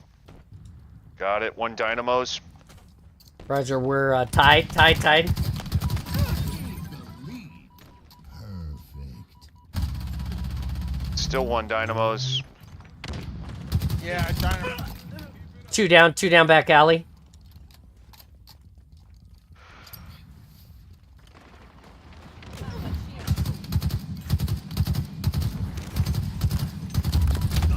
Two in the Center. one falling down to green tent. I'm down. Dynamos.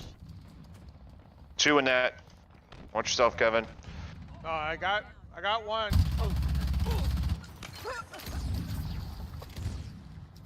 Coming up from Warhog. Warthog, Roger.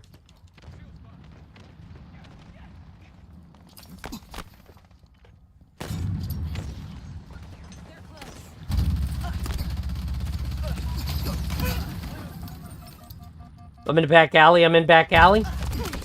One here. Still one. 20 to snipes.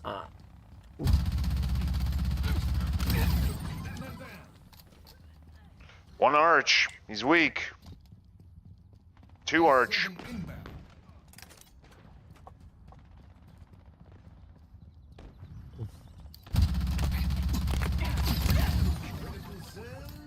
Thank you. S7 available. Nearing victory.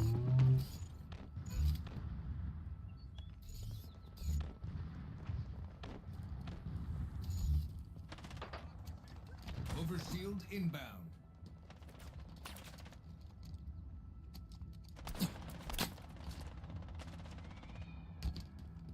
Hey, I'm on the way to you guys. Get that overshield, will you? 2 pushing me, Kevin. I'm behind you. Coming behind me. I got 2 in alley back here. No ice, Broken. no ice. On the. He just picked up dynamo. Nope, you missed him. I'm one on me with the alley. needles, Kevin. Back alley now. Nope, they found the dynamo. 3 to win. They got a hog. Overshield. Ooh, hog's coming up the ramp with a gunner.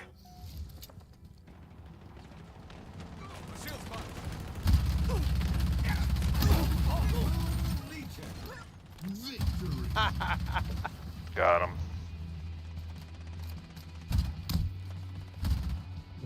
Dude's like running in, trying to save the day. It's over, dude. It's over. I respect it. Driving straight into the enemy with a hog. For glory! Rah!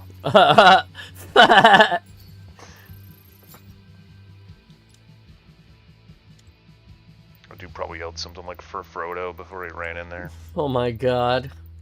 Leroy Jenkins! That's what he yelled. Lyric! Oh, I'm dead. Yeah, right. We'll play one more arena social. I was gonna queue up the Husky, but I don't want to go in and go out on a Husky and just get, you know, it's not a good plan.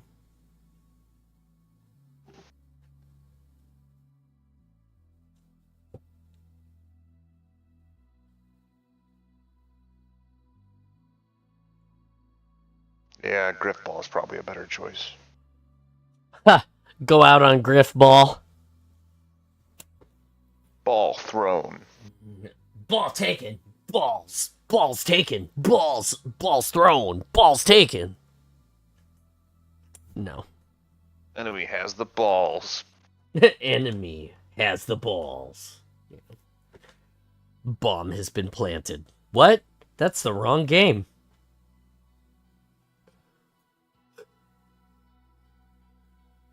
Thank you for enjoying the awesome with Imitation Book Daddy today. I like in Griffball the way they just yell, score!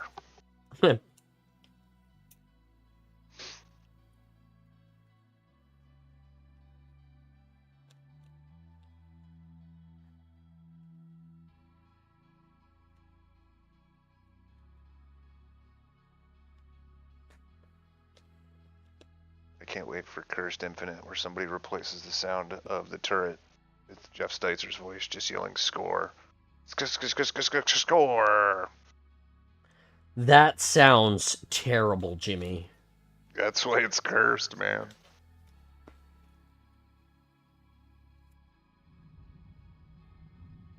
Slayer. The cursed mod for Halo 2 came out. Yeah. I want him to do a cursed Halo Infinite. I do too. Could you imagine? Could you imagine Mario Kart racing against Jagas and Escherums and you know, and Atrioxes and you know, like all of them dudes? Yeah. I'm going for snipes. Just killed the other. I'm headed for the I'm OV. going for Banshee. Straight to heaven with our trusty Get out of here with that shit, you garbage bag. OV acquired. They got the sniper rifle. I did not get it. I did not get it. plasma grenades Did acquired. we get rocks? Tango's closing in. We do not have rocks and they have Banshee. Rocks are still up. I am getting grapple and I'm going for rocks.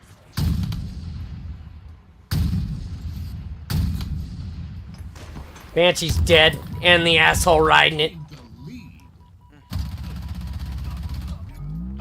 Rocks are down in shotgun. I'm down, I'm down. Sniper on my X, sniper on my X. Has got one round, I think. I'm up. You got one in the donut, pushing towards shotgun.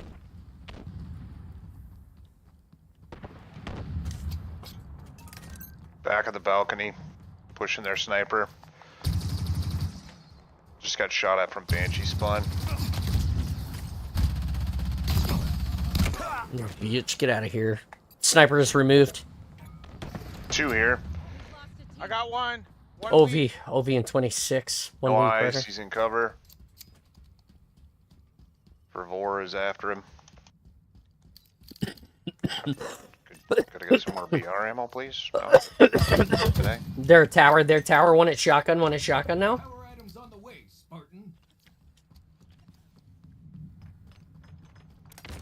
I'm at overshield. Down in the donut front. Power items. They got rocks at green. Rocks are already on on green platform.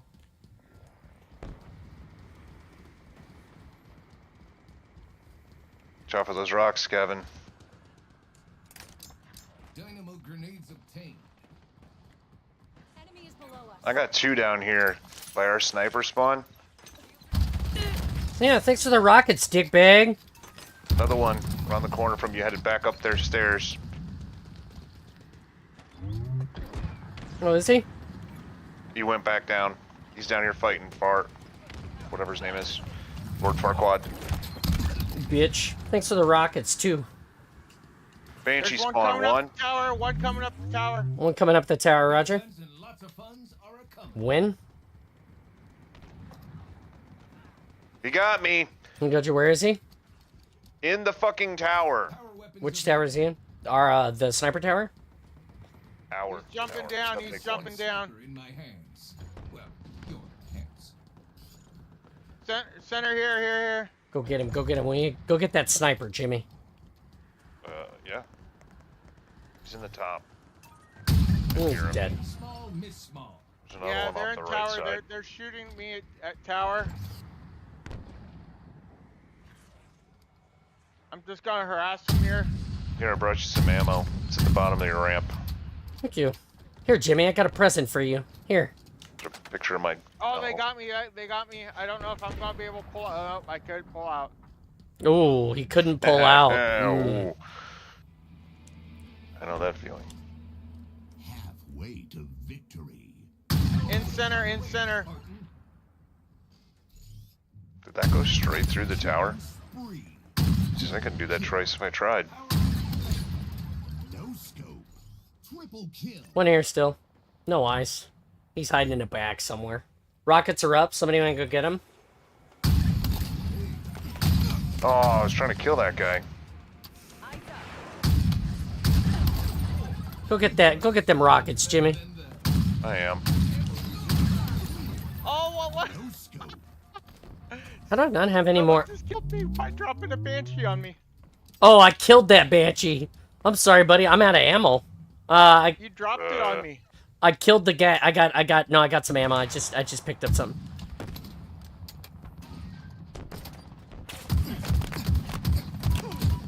Coming to get your gun, buddy. Thank you. That guy's got grapple down there if you want it, Jimmy. Frigate Binoculars. Nah. They're coming out of the green port, 2 of them.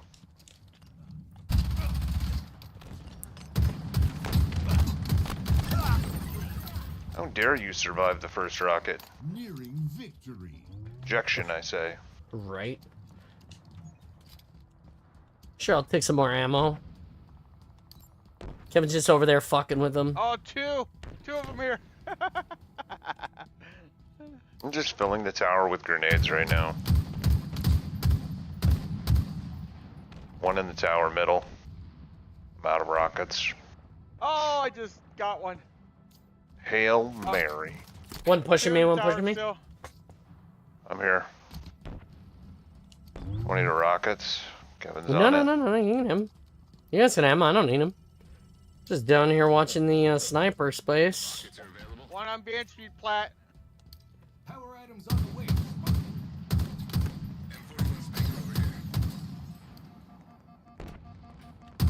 He doesn't know I'm here. We've got power items in play. SRS-99 S7 anti-materialism rifle obtained. Oh, you are so much better than them. He just jumped off the map. Bam, bam, bam. I have the bird. One behind you, John. He's weak. He just fell off the map. Yeah, he did.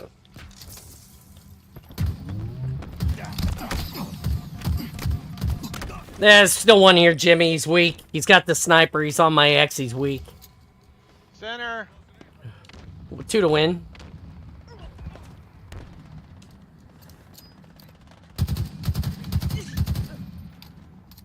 No fucking way. Victory. Oh, I ran out of time. There's another sniper rifle laying on the ground here that I almost picked up. I splattered him for the win. That's great. Good job. And this is what we're talking about, guys. Thanks for watching. We had 65 people watching at some point today. Do you believe that? Thank you, Uber Nick and Legendary 117 for the raids today. Krampus, we missed you. We're sorry you didn't get to play. We hope you're feeling better, buddy. We're thinking about you.